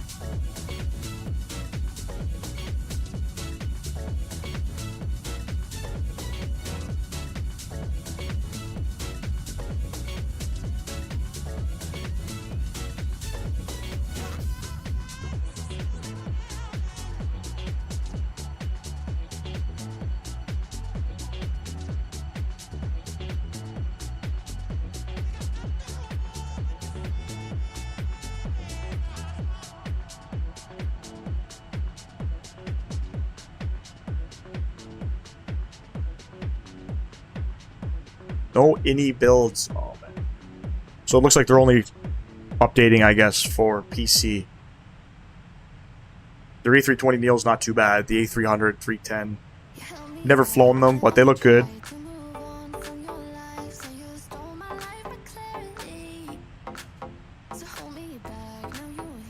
The Latin VFR A320 Neo is good. Kind of stuck with what you got there. I believe there's a mod that you can do on PC with that aircraft, and I know XP was flying it a lot. Or not XP, Emmanuel from 737 Pilot or A330 Pilot on YouTube loves it. Loves the A320 Neo LFVR, A321 Neo with that mod. I forget what the mod's called, but not for me, man. Latin VFR, I'm sorry, man. I can't deal, man. I got some of their scenery, and you know, at the time they came out with some good stuff. Miami, and they got like, I think they got Santiago, Chile, and or is it Peru? Kind of stuck buying that stuff. Yeah, good for Xbox, I should have said. It probably is. It probably is. You know, I had to stick with the LFVR Miami International Airport. It was, you know, if I'm flying out in South Florida, I picked that one over Fort Lauderdale. Fort Lauderdale, what a mess, man. What the fuck.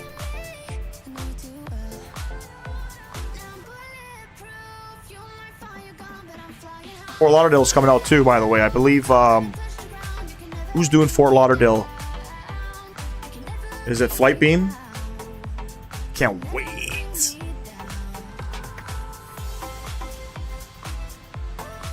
it...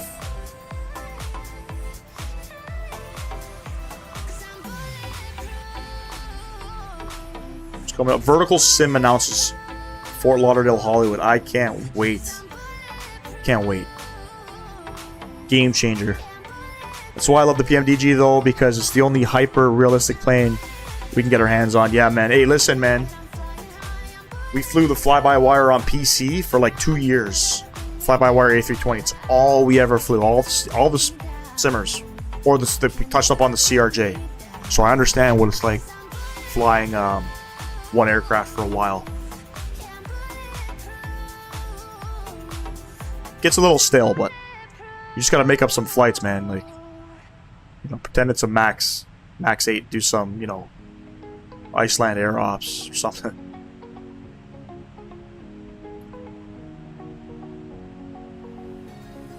Make do with what you got. You know what I mean? That's all. That's all you can really do.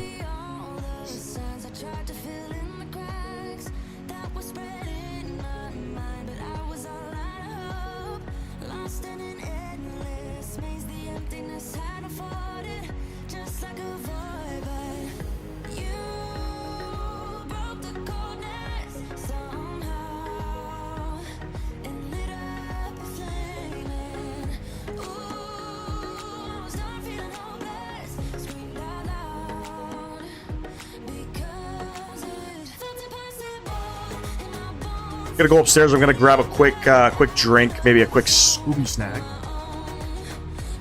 Give me a couple minutes, ladies and gents. I'll be right back.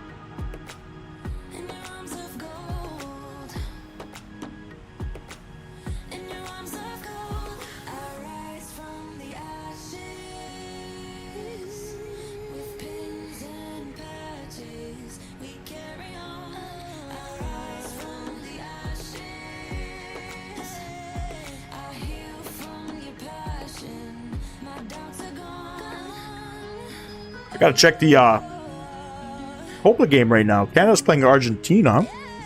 Probably getting killed.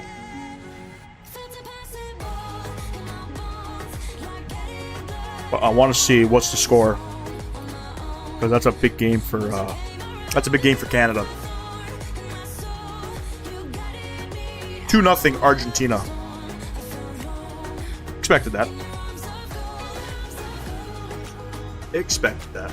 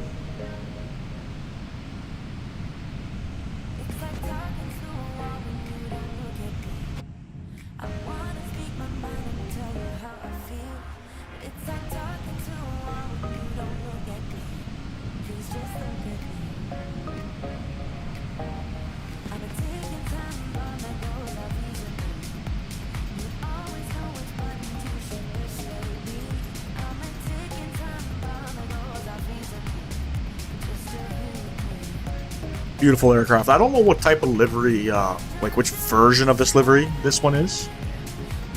To me, with sort of this like super light greenish blue, almost looks like a retro livery. This livery is from PMDG as well. This is their base livery that comes with the aircraft. I think right now they're flying in Toronto. They're flying A350s here from Hong Kong. But this route is flown right now in the 777-300ER.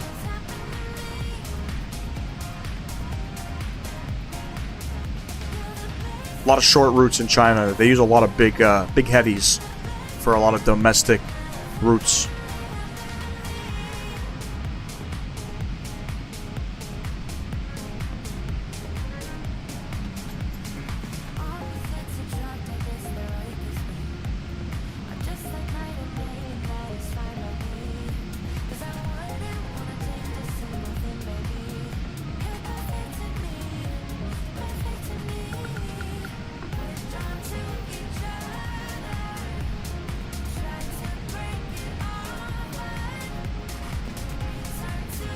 Oh man, got no work tomorrow. I have technical training from 10 to 3:30. Shit, drop my water bottles. 10 to 3:30, I have technical training. Gotta complete some courses, so off tomorrow. I'd much rather be at work, making some money, proper money. But these things happen, you know, in the automotive industry. You have to do technical training in order to get better at what you do. It's part of the program. You're always forever in school, right? It's like doctors and nurses and, you know, lawyers. Technology changes, things change. You know, you have to continuously go to school. Every time a new car comes out, we have to go to school and learn about it, whether it's done online. Honda has a new electric vehicle coming out, fully electric vehicle, so some people were selected to go do training in Markham to learn about that car. Tomorrow I got training on some new fuel systems and something else I forgot. Should be pretty entertaining.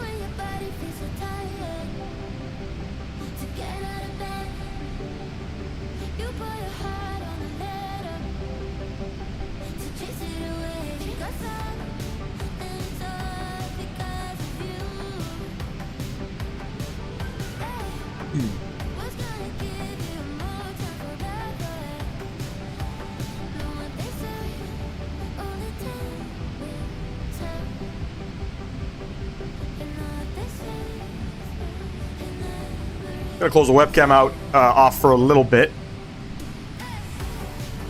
What we sit here at 37,100 feet or like 11,000 something meters.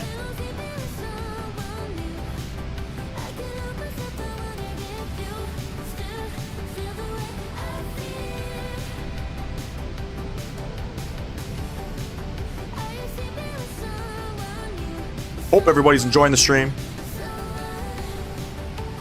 I don't know why I've got 4 likes today. I like that.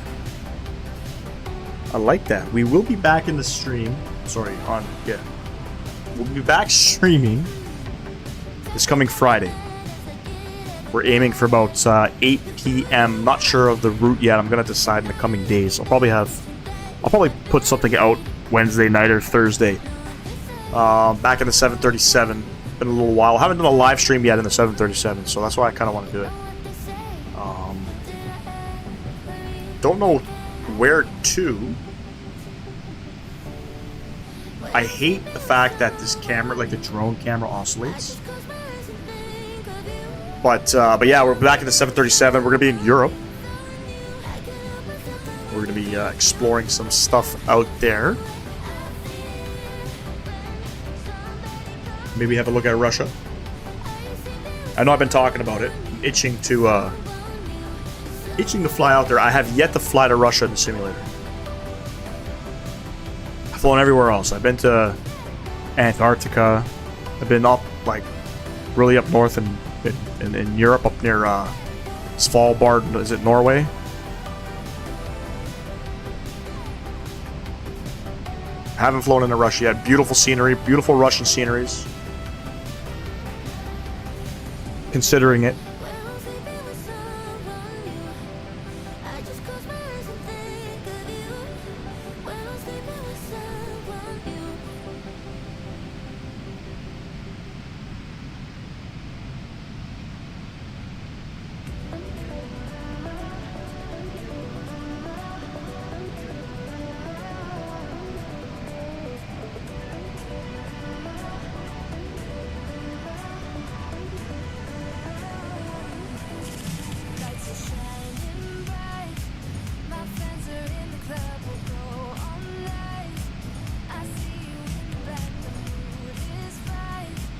Just looking at the charts here, I'm wondering, it'd be crazy and wild if I landed on 07 left. It's not massive.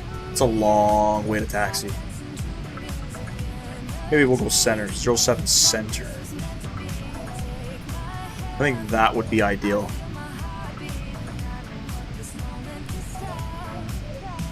Because I feel like we might be taxiing for 20 minutes.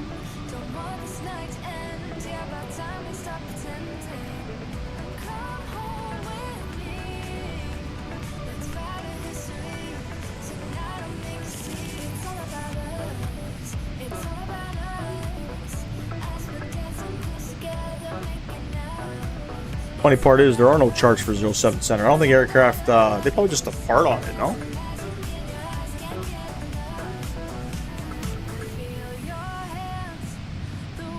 Maybe we'll go 07 right.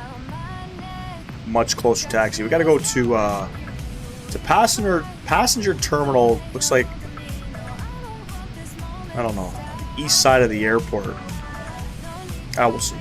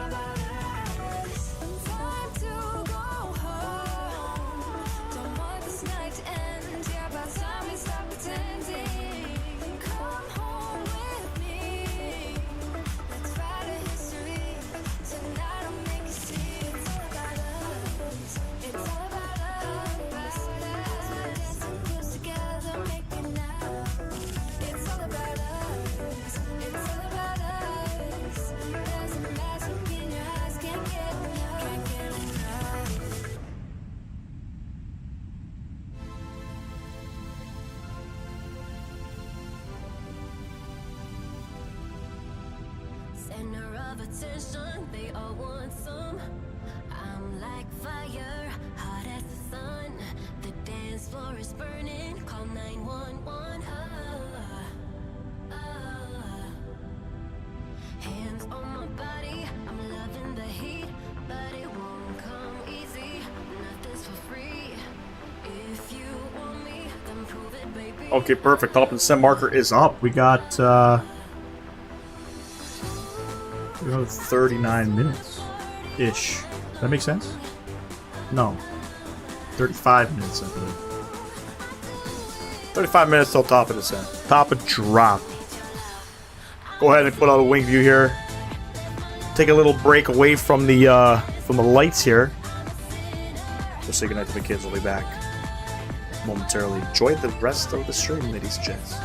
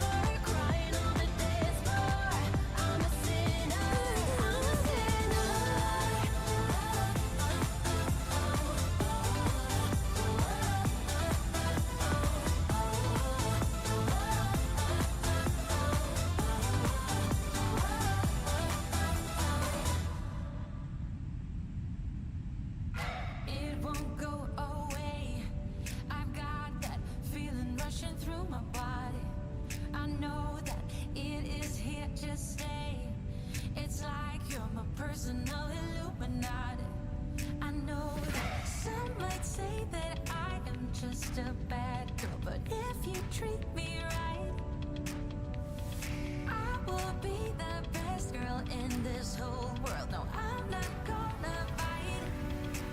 I got my hands on your body, so tell me what you want me to do. I can be good or be naughty, because there ain't nobody love you like I do, like I do, like I do,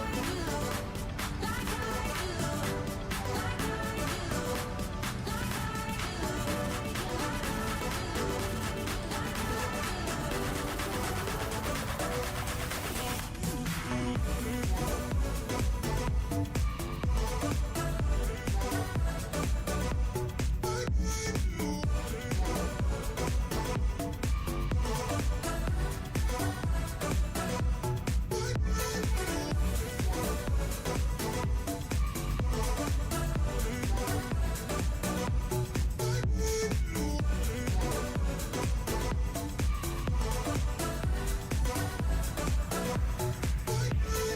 listen and relax.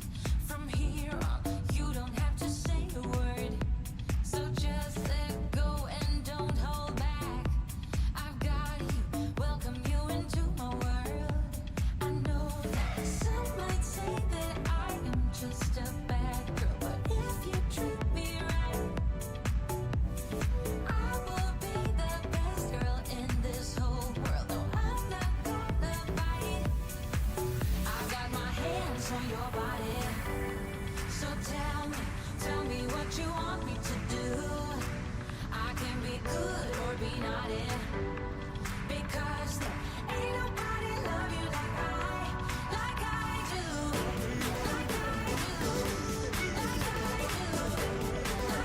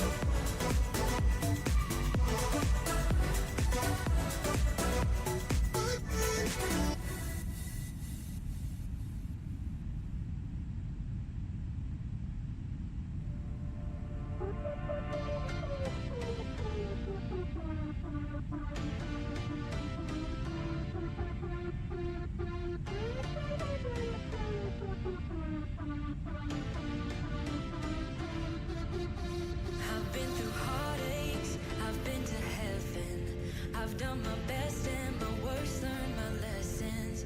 No matter how hard my life would treat me, I'd always get right back up, never worry. 'Cause I got a million reasons to keep holding on. Yeah, I got all that it takes to win and overcome. What I got is just a feeling, but it's oh so strong. It goes on and on, on and on. There's something going on inside of me. I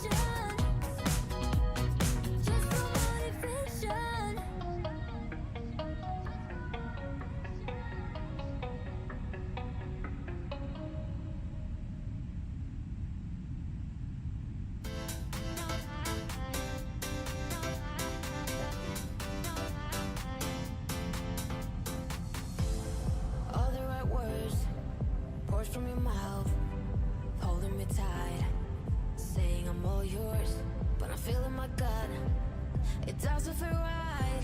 I see your eyes. Tell me no lie, lie, lie, lie, lie. Tell me no lies. Tell me no lie, lie, lie, lie, lie. Tell me no lies. Tell me no lie, lie, lie, lie, lie. Tell me no lies. Tell me no lie, lie, lie, lie, lie. Let's talk about your ex.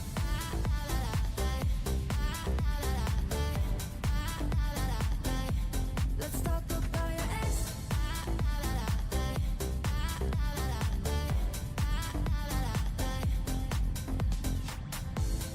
Baby, I'm in 100%. It's been a year, but you struggle to keep pace. Done everything right. My heart is a mess. Now you need to talk. Tell me no lie, lie, lie, lie, lie. Tell me no lies. Tell me no lie, lie, lie, lie, lie. Tell me no lies. Tell me no lie, lie, lie, lie, lie. Tell me no lies. Tell me no lie, lie, lie, lie, lie. Let's talk about your ex.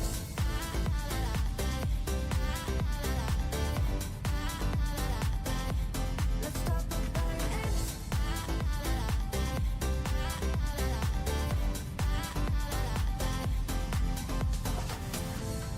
Tell me, are you really over her? Or am I gonna be the very next? I can feel your heart race to her name. I can take a lie, but I can take the rain. Let's talk about your ex.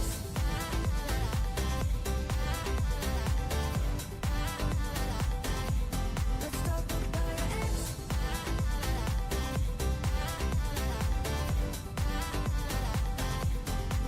Tell me no lie, lie, lie, lie, lie. Tell me no lies. Tell me no lie, lie, lie, lie, lie. Tell me no lies. Tell me no lie, lie, lie, lie, lie. Tell me no lies. Tell me no lie, lie, lie, lie, lie. Let's talk about your ex.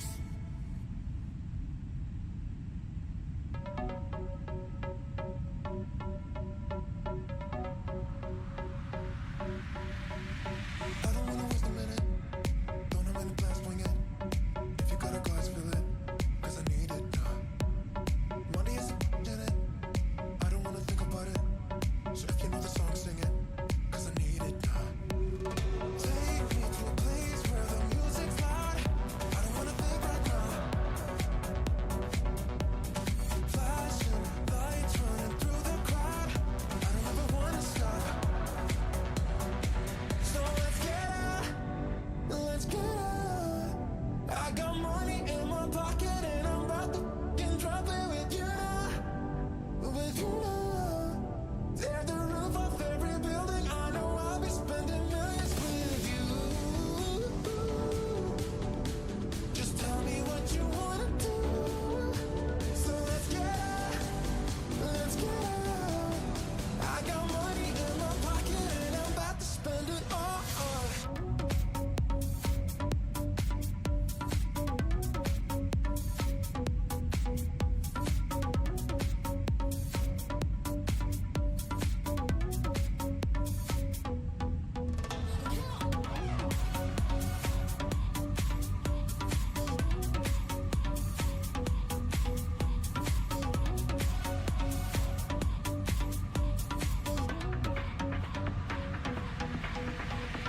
I don't wanna waste a minute.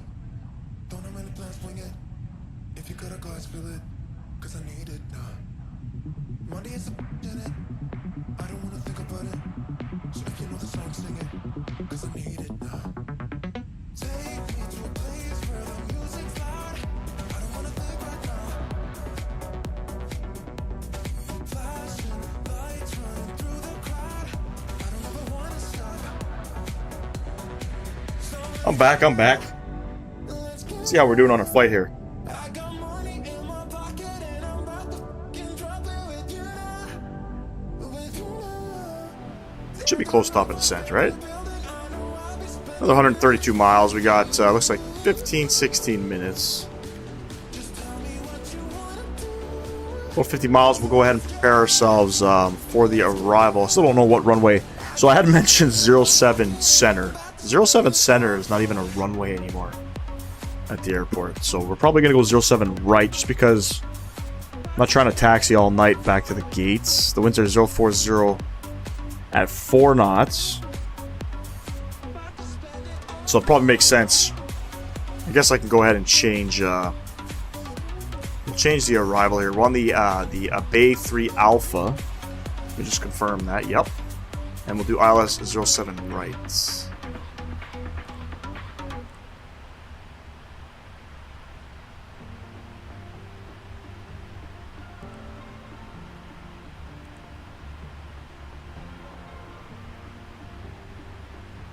Just double checking some waypoints here, make sure everything is looking good, beautiful.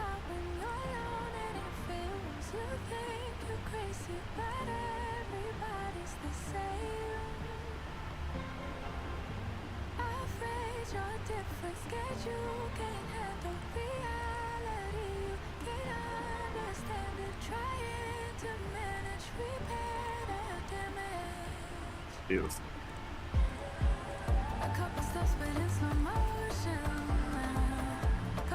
Fantastic. Cruising at 11,310 meters. They fly and use meters here in China. It's different. You know, we're used to obviously flying in feet. It's just kind of how they do things. It's how they've always done things. Just gotta adapt to the environment that you're flying in.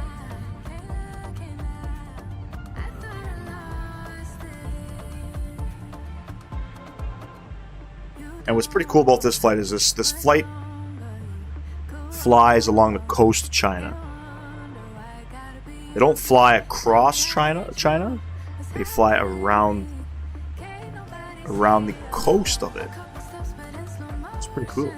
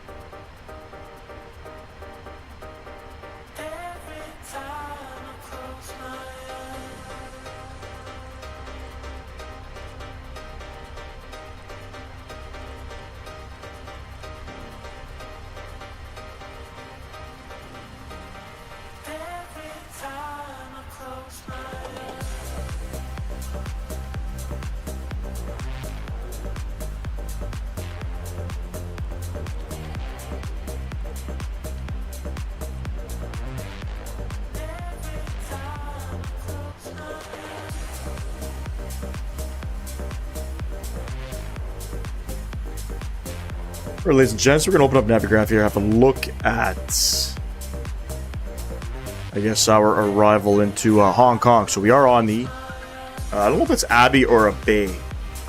Might be a Bay 3 Alpha R nav arrival.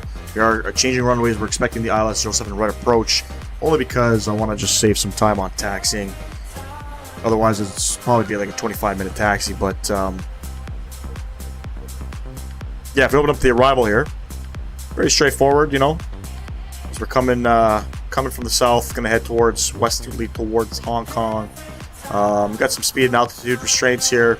Pretty straightforward. We're going to be transitioning at Limes for the runway, which you'll see here.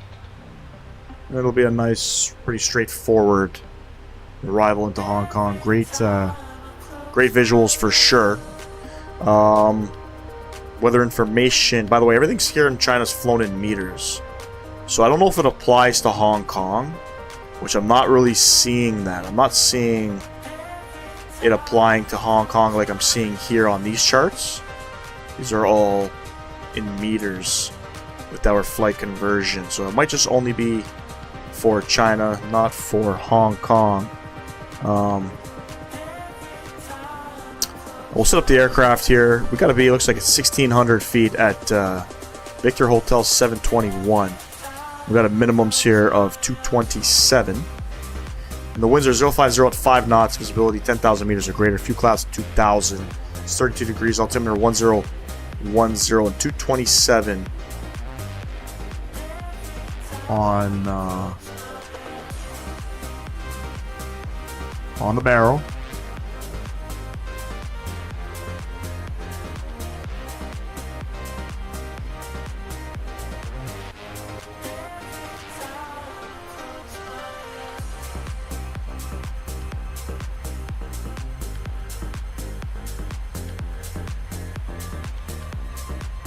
.27 is set. We'll go ahead and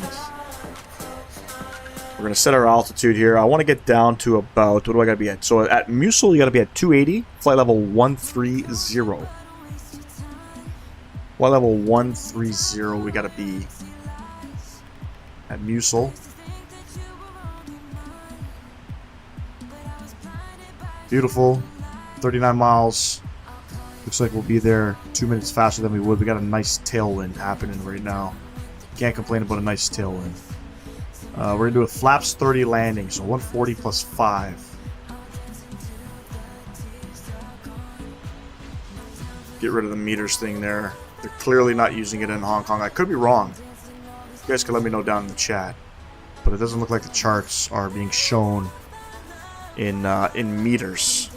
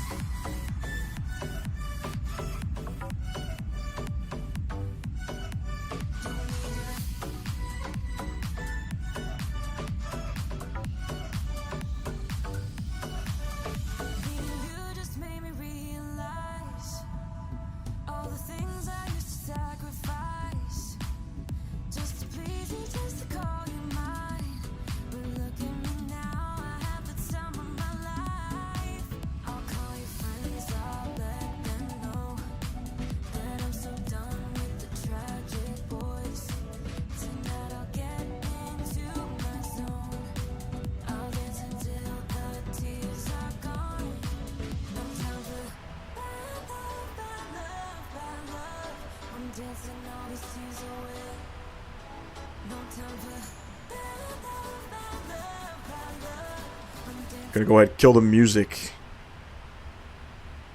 Kill the music. Beautiful. I keep saying beautiful a lot. I'm not sure why. It's like a thing that I say. I don't know.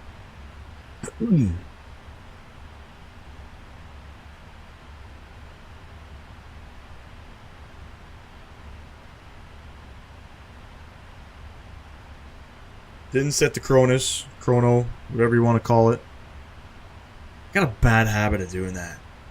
Got a very bad habit of doing that. I think right now we've been flying for about an hour and 30 minutes. Stream's going on. Oh, it's probably a bit longer. Probably close to 2 hours. No, probably about an hour and 30 minutes. Today's flight time is 1 hour and 54 minutes.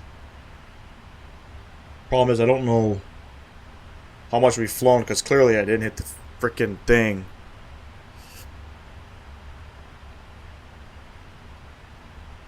It's all good, ladies and gents. We're back here. Back up in the flight deck. Waiting for that top to drop.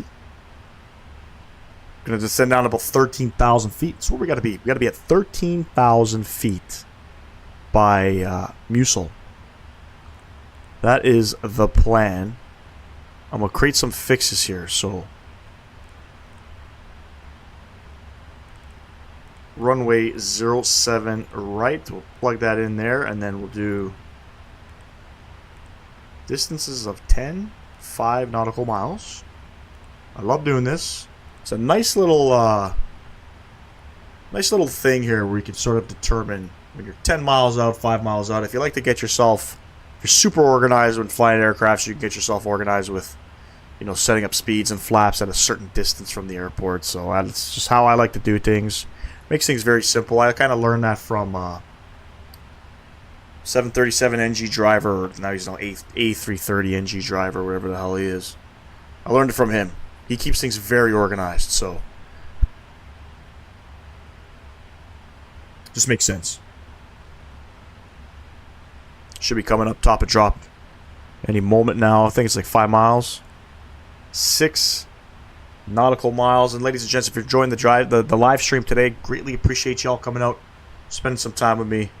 Always love over here from Flight Sim Gaming. Always love. We'll be back live streaming on Friday. Same time, 8 p.m. Should be a good time. We got some streams happening this weekend. We should be doing the Friday, Saturday, Sunday, and Monday schedule. That's the plan. For the time being. Obviously, things can change, right? So, here comes the VNAV right now. Beautiful. Start our descent. Fantastic.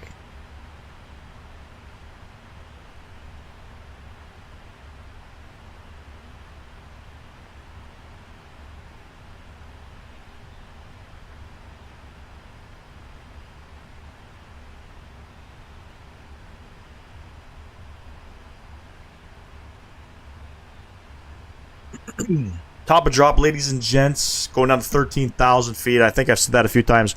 FMC message. What do we got here? Drag required? Doesn't look like it. Doesn't look like it, ladies and gents. Doesn't look like it. Hopefully we don't get a little spicy like we did on the last one.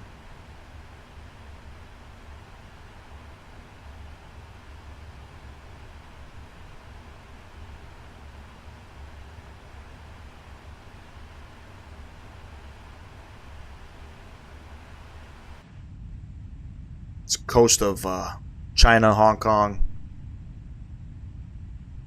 You know you're getting in towards Hong Kong when you start seeing some mountains, you know what I mean? It's going to be a pretty cool approach too.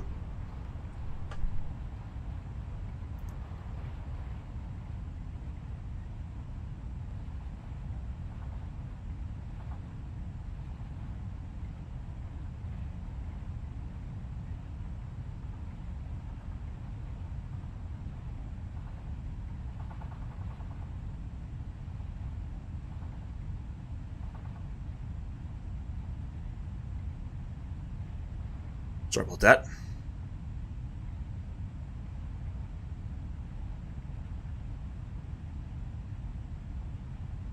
Gonna be parking this aircraft for the next little while too, you know. Everybody's streaming it. Lots of 777 content out there. Oh my god. PMDG just, you know, changes the game every time they come out with something new. Everybody's flying this aircraft. It's a great aircraft. You know, it sucks people on Xbox don't have access to things like this.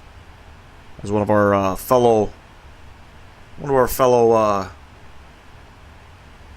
you know, channel supporters here. His name's Michael Foley. He's on Xbox, and unfortunately, he's gonna have to wait some time before 777 comes out. Kind of sucks, you know. It's perks of flying on a PC simulator. Everything comes out on PC much sooner. So hopefully one day you guys on Xbox can enjoy what we get to enjoy here.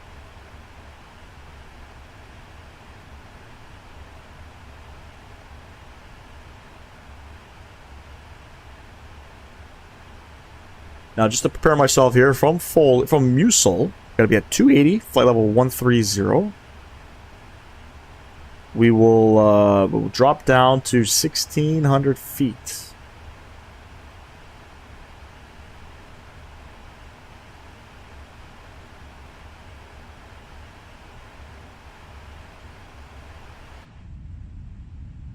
And I wish Asobo would kind of touch up, you know, this part of the world too. They do a lot of world updates, city updates, Europe, North America, for example. I don't know how many times Washington, D.C. is going to get an update.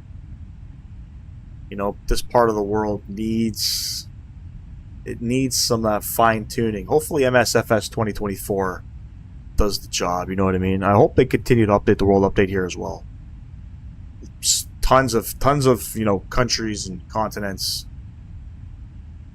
in the simulator that haven't received some of these touches. And you can just see, you know, like you'll see coming out of Shanghai, some of the, you know, the artifacts glitching in and out, and just how the color looks of the ground below. Doesn't look anything like when you're flying in Europe. I mean, that could just be how it is out here. I don't think so. I think it has to do with how they develop certain parts of the world. And I hope they don't forget about Asia. I hope they don't forget about South Asia, you know, Africa, right?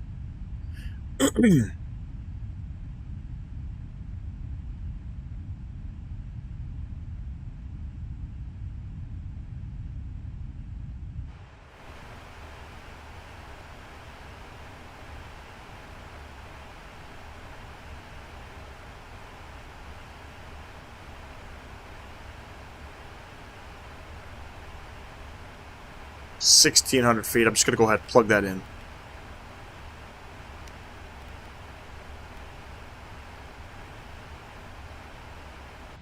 This way we don't have to, like, you know, we could sit outside and watch these views rather than having to worry about the aircraft sort of leveling off, right?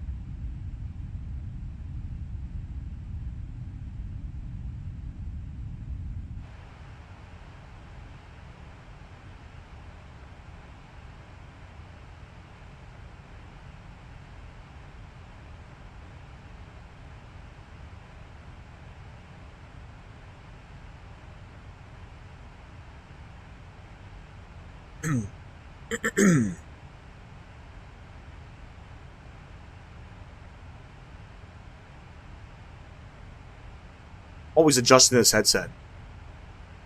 I don't understand why. Razer headset, by the way. Fantastic headset. Love Razer products.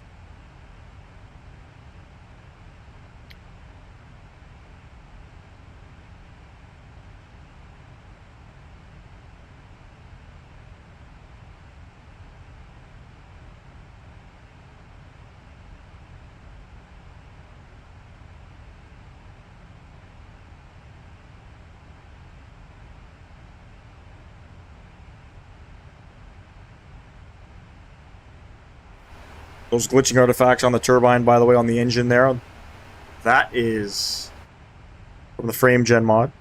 A lot of people always have a concern when they see stuff like that. That's strictly frame gen mod, I guess. The artifacts or the visual of the engine spinning can't keep up with the frame gen mod. Another FMC message. Drag required. Doesn't look like it. Actually, wait, hold on. We gotta be at 280. At Musil. I don't think the aircraft's going to slow down, so let's get that aircraft. 280.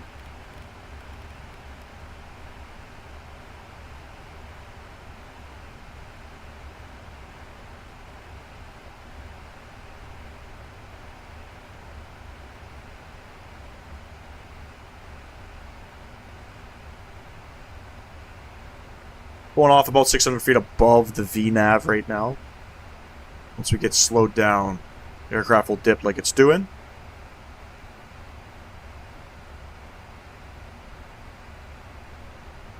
So we descend at close to 4,000 feet per minute.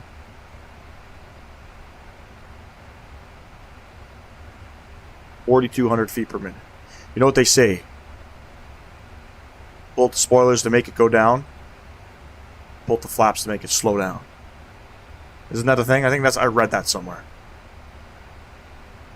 Back on VNAV path, we'll get rid of the speed brakes.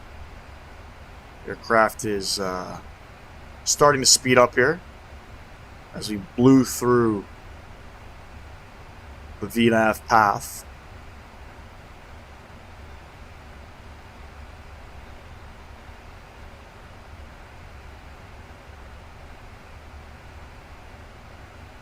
What's transition out here in Hong Kong? I believe it's I think it's 11,000, right? Yes. So it says here trans levels are different depending on obviously the hectopascals. It's above 980. It's going to be flight level 110. So 979 hectopascals or below. It says by ATC or 9,000. It's interesting. It's pretty cool when you're flying certain parts of the world. You get to learn all these different things, you know. It's that different everywhere else.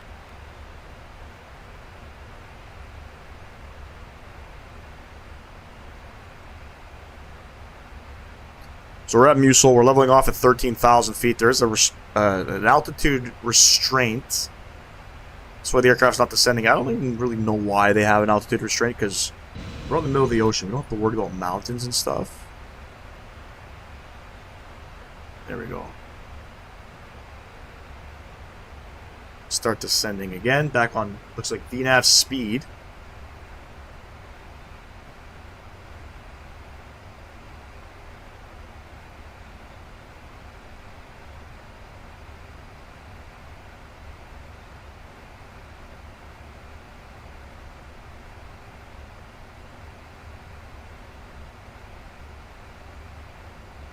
And we'll stay on VNAV speed for a little bit. Might go to flight level change. We'll see. This aircraft does a very good job at descending, I have to say.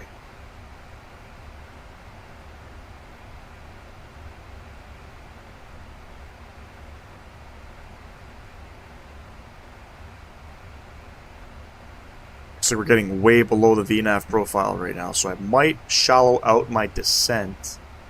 We'll go vertical speed, 1,000 feet per minute.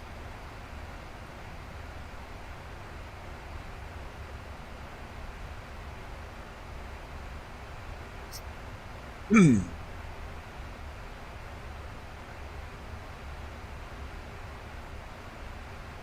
wind that speed back. We'll go 250 on the speed.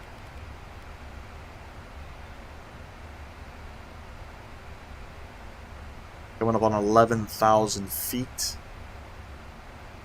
Might need to whip out some speed brakes here.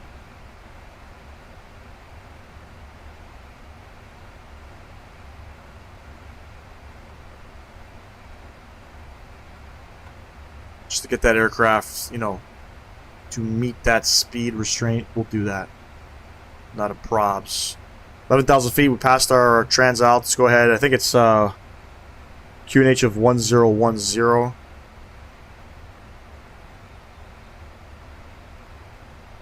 Beautiful.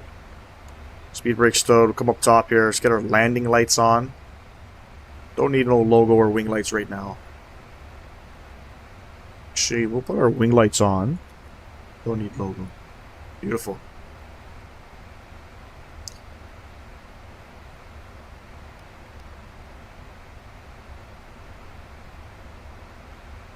.700 feet below the VNAV, so we'll have a nice little 800 feet per minute gradual descent into Hong Kong. And you know we're coming into Hong Kong now because look at all the mountains coming up here.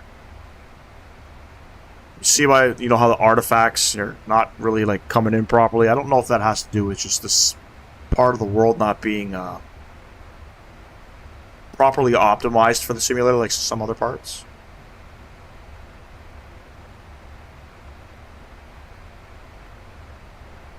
Looks like that was our airport Loading in there. I think that's Hong Kong right there.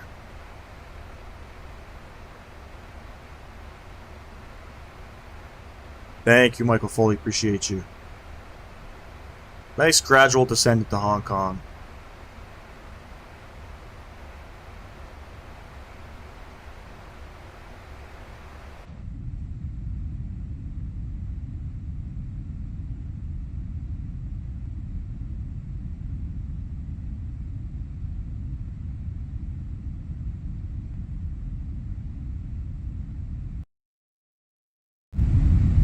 Should probably turn the sounds up. I guess the whole point of when you're turning the music off, you want to turn those sounds up. My fault. We're still learning. We're not pros yet.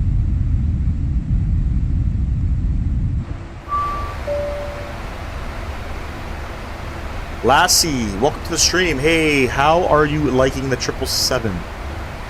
I love this aircraft. It's the only long-haul aircraft that's flyable in the simulator at the moment.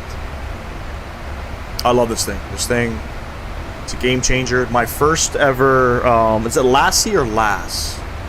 Apologize if I don't pronounce your name correctly. My first live stream in this aircraft, I did a 21-hour live stream that didn't get uploaded. That's how excited I was about it. We did a real-world Air Canada flight from Toronto to Sydney via Vancouver. And yeah, I'm just very, very happy and fortunate that we, you know, on PC can get a 777.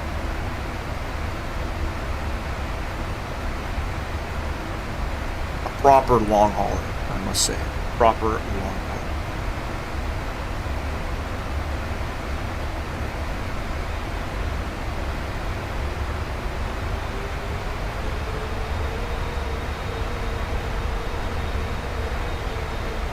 So at Stella, we got to be at, looks like 2,000 feet, 180 knots.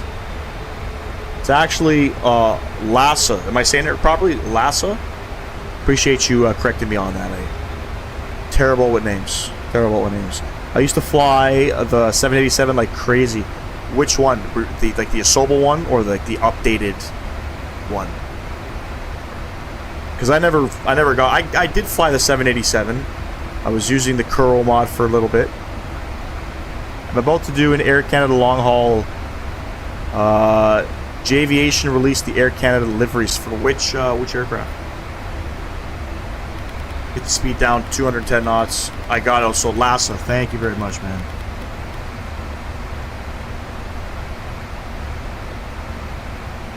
The Horizon freeware, yeah. That was a game changer. Wait, the Horizon mod for the 787, was it the Horizon or the Kuro mod? No, the Horizon mod is the 787-900, right?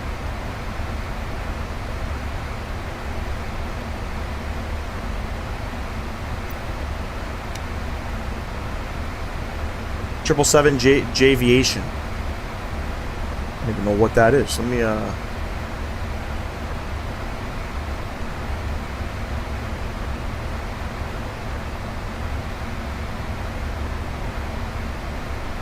Oh, it's on Flight SimTO.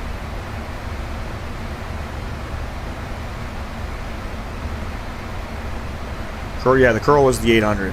I did not a live stream. I did a video in the Curl mod. We did a flight from, I think, JFK to Casablanca with Air Morocco. And yeah, I wasn't crazy for the mods. I mean, I had issues with VNav. I don't like the ground handling of those aircrafts. Even the 777, PMDG 777. I don't like the ground handling when taking off. The rudders could be better. You know what I mean? You look at some aircraft like Phoenix. The rudders are much better. Yeah, he's a livery creator and makes amazing liveries. I'll definitely have a look at that. Are they in 4K or 8K? Or are they in both?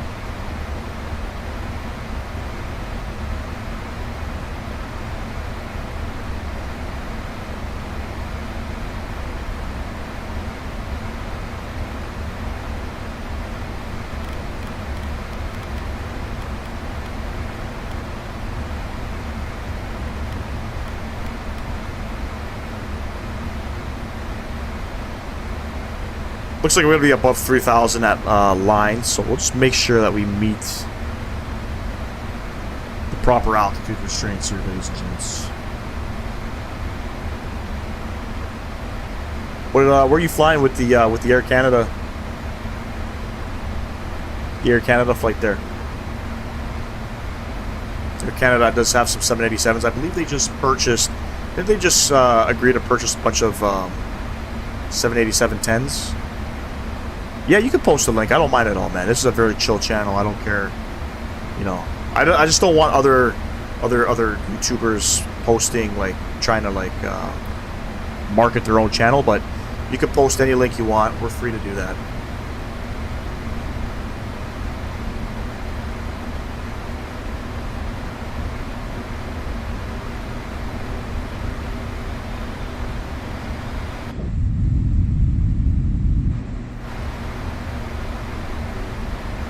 Alright, descent checklist, recall. A little late with this, but that's okay. Recall, good. Notes checked. Auto brake 2 is set. Landing dated VREF minimums. Minimums 227 for the ILS 07 approach. Come over to the approach reference page. We got flaps 30 and 140 is set. Approach briefing has been completed. Altimeters 10, I think it's 1010. Checked, and landing checklist. Do that in a second. Don't know, actually, I need an Air Canada 777 flight long haul. Right now, the 300s, I think they're doing some flights out to Vancouver. To be honest, I'm not really too sure if you want to do like real world. I don't know where the 300s are flying right now. I believe it's just Vancouver. But a lot of 200 stuff. You could fly Vancouver to Sydney if you want to do a crazy long haul. It's like a 14-hour flight if you're into that kind of stuff.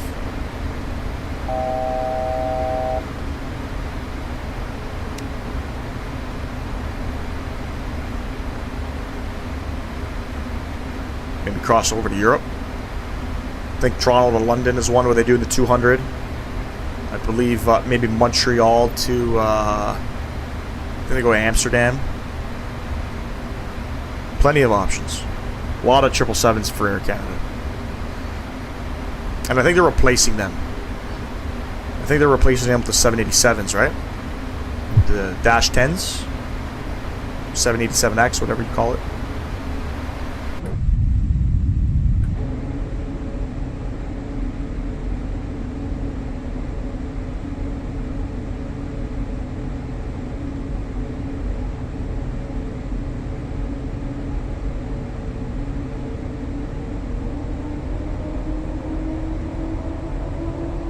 Been doing a lot of KLM flights. Very nice. A lot of flights you can do KLM with the 777. They fly pretty much everywhere across the world.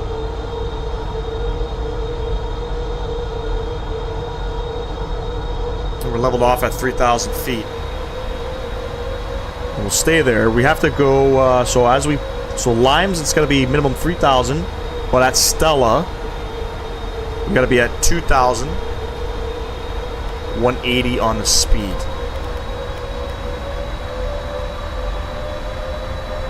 And final approach course is 074. I'm just going to go ahead and set that up in here.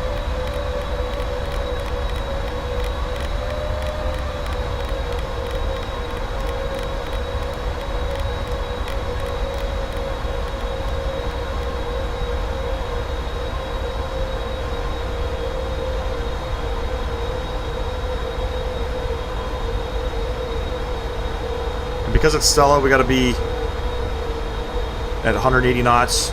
Let's go ahead, introduce some flaps. We'll go speed 200. And we'll go flaps 5, 180.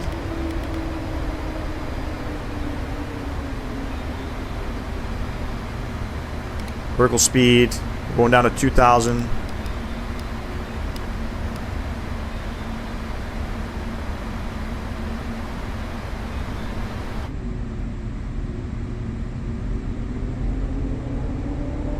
Altimeter 1009 is now current. think you could do some United 737 ops out of Newark? Absolutely, man. That was fun. I did one flight. That was actually one of my first I would consider it viral videos. Did the 737-900 flight from Newark to Cancun. And that was one of my first, like, I got 1,000 views. I was like, oh, so great. That's great scenery too out there, man. Great scenery. 2,500. Definitely, man. I'll consider it for sure.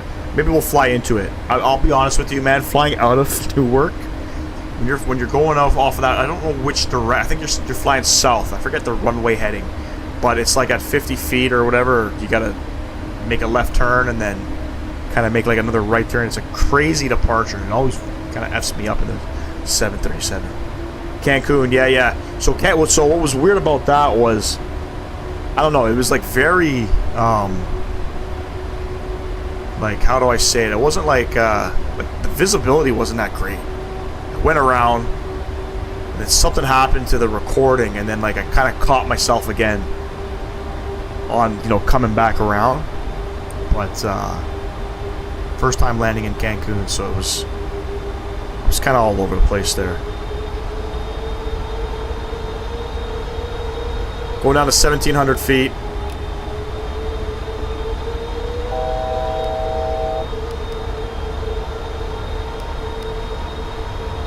There's glide. Beautiful.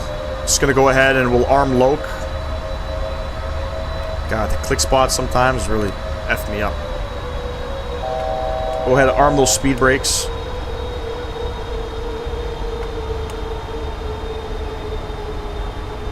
Speed brakes are armed. So we got to be at 180 again at Victor Hotel 720 and at 1,700 feet. You see the airport coming off to our right there. We're holding 180 right now. Once we start our turn, I'll go ahead and get gear down. And then we're going to climb the 5,000 on a missed approach. So I got to make sure. I set that. Gear coming down. Get some more flaps out. 160 on the speed. VREF 140 plus 5.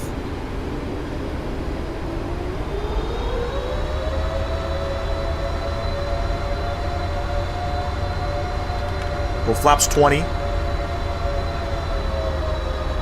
Kind of weird how the aircraft is hunting for the localizer right now.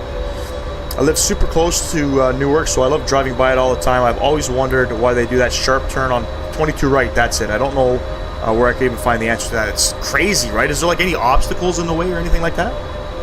Because I would like to know why. It's crazy. What are we doing here? So 160, we got flaps 20 out. Go another stage of flaps. And then we'll set our VREF speed. Glide slope coming in. Flaps 30.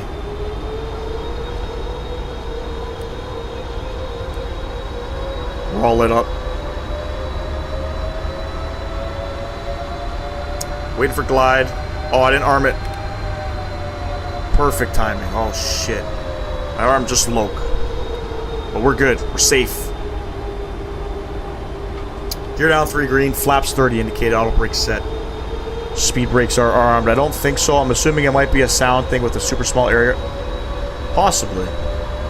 Like a noise abbreviation type deal. Alright, ladies and gents. Enjoy the arrival. We're going to try to vacate off to the left. So possibly on, I don't know, Juliet 7, Juliet 8.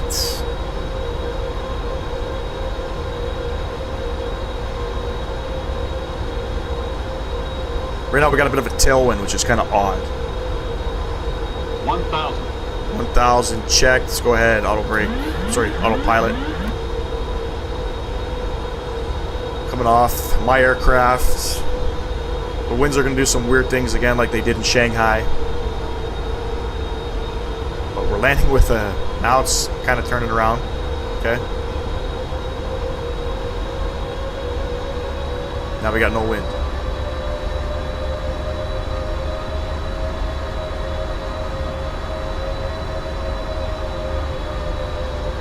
Looking good, ladies and gents. 2 whites, 2 reds. Glide slope pappies are looking 500.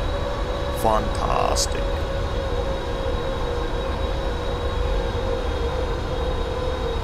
It says no wind, but I'm definitely feeling the wind. Definitely feeling the wind. Plus 100. There we go. There's that wind. It spun all the way back around. Minimums. Continue. Getting a little low on approach here. Glide slope. Don't worry about that. We're looking good. 50. 40. 30. 20. 10.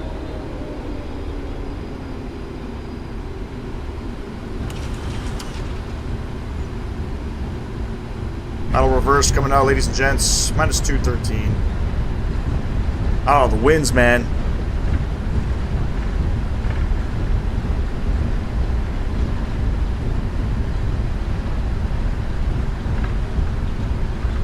Manual braking. Reverser stowed. I think this is Juliet. What is this? Juliet 9? We'll take it.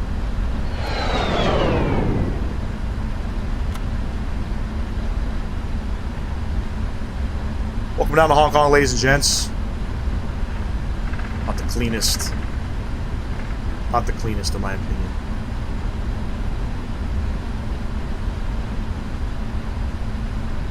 Landing lights, runway turns. Strobe light coming off. Wing light. Very nice, sir. Michael Foley, thank you.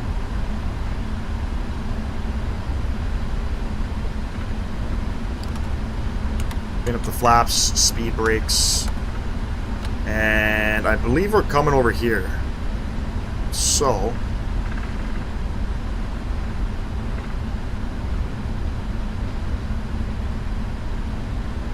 Quick spots froze. Okay. Let's have a look at what we're doing. So we're going to go hotel. And I think this is hotel. And I'm looking for stand 533.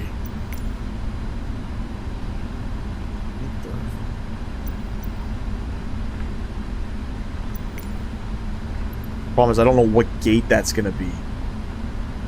Or is it S? Maybe it's the S gates. That's what it is. S33. Show me the spot. Perfect. S33 is where we're going. Cathay Pacific, of course. Beautiful.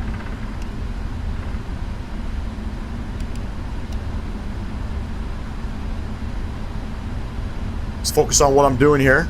A little distracted. Not too bad. Auto brake. Let's get that off there. Yeah, I don't know the winds, man. Wasn't a super clean departure. Wasn't a super clean landing. Try to make things as clean as possible, you know what I mean? That's kind of my purpose when it comes to flight simming. I'm not a professional, but you always want to, like, when you're providing content, you always want things to kind of look good. This one wasn't it this time. All good though. I mean, we're here. Let's get that APU.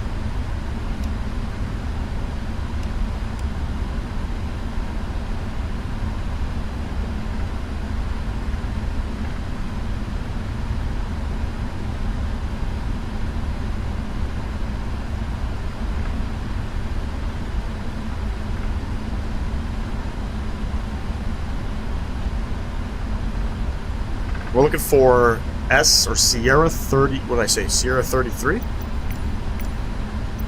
Sierra 33. Overall, good stream, ladies and gents. Appreciate everybody who came up to support the live stream today. A little unusual with an evening stream. It's the first time I've done one. You know, it being 11 o'clock at night, it's not bedtime for me, but...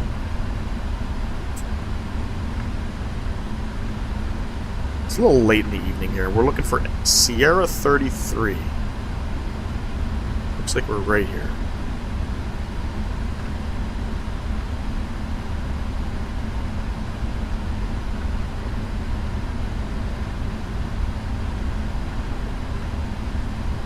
CPU is online. Beautiful.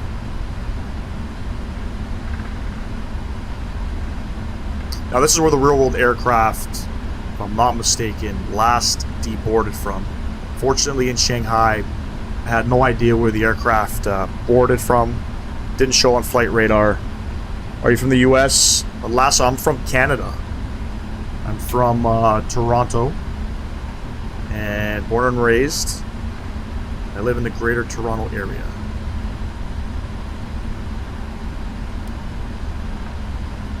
Another great one, dude. Always enjoy it. Thanks, man. I appreciate you for coming out, man.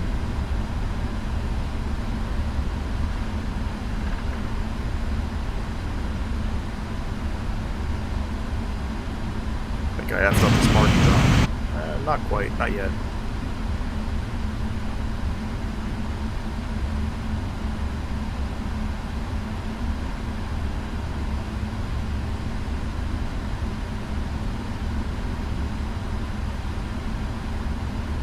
Nice, my cousin lives in Mississauga. Yeah, Mississauga. I work in Mississauga. I live just outside of Mississauga. I'm in Milton, Ontario.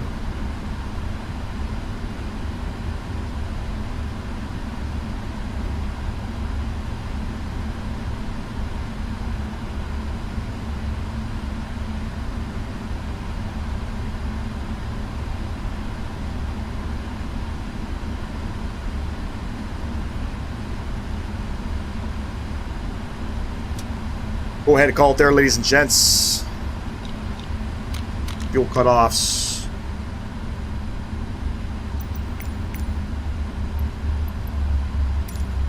See if that jetway attaches. It should.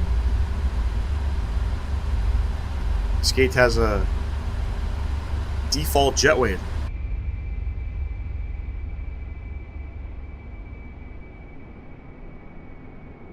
Okay, it's connecting.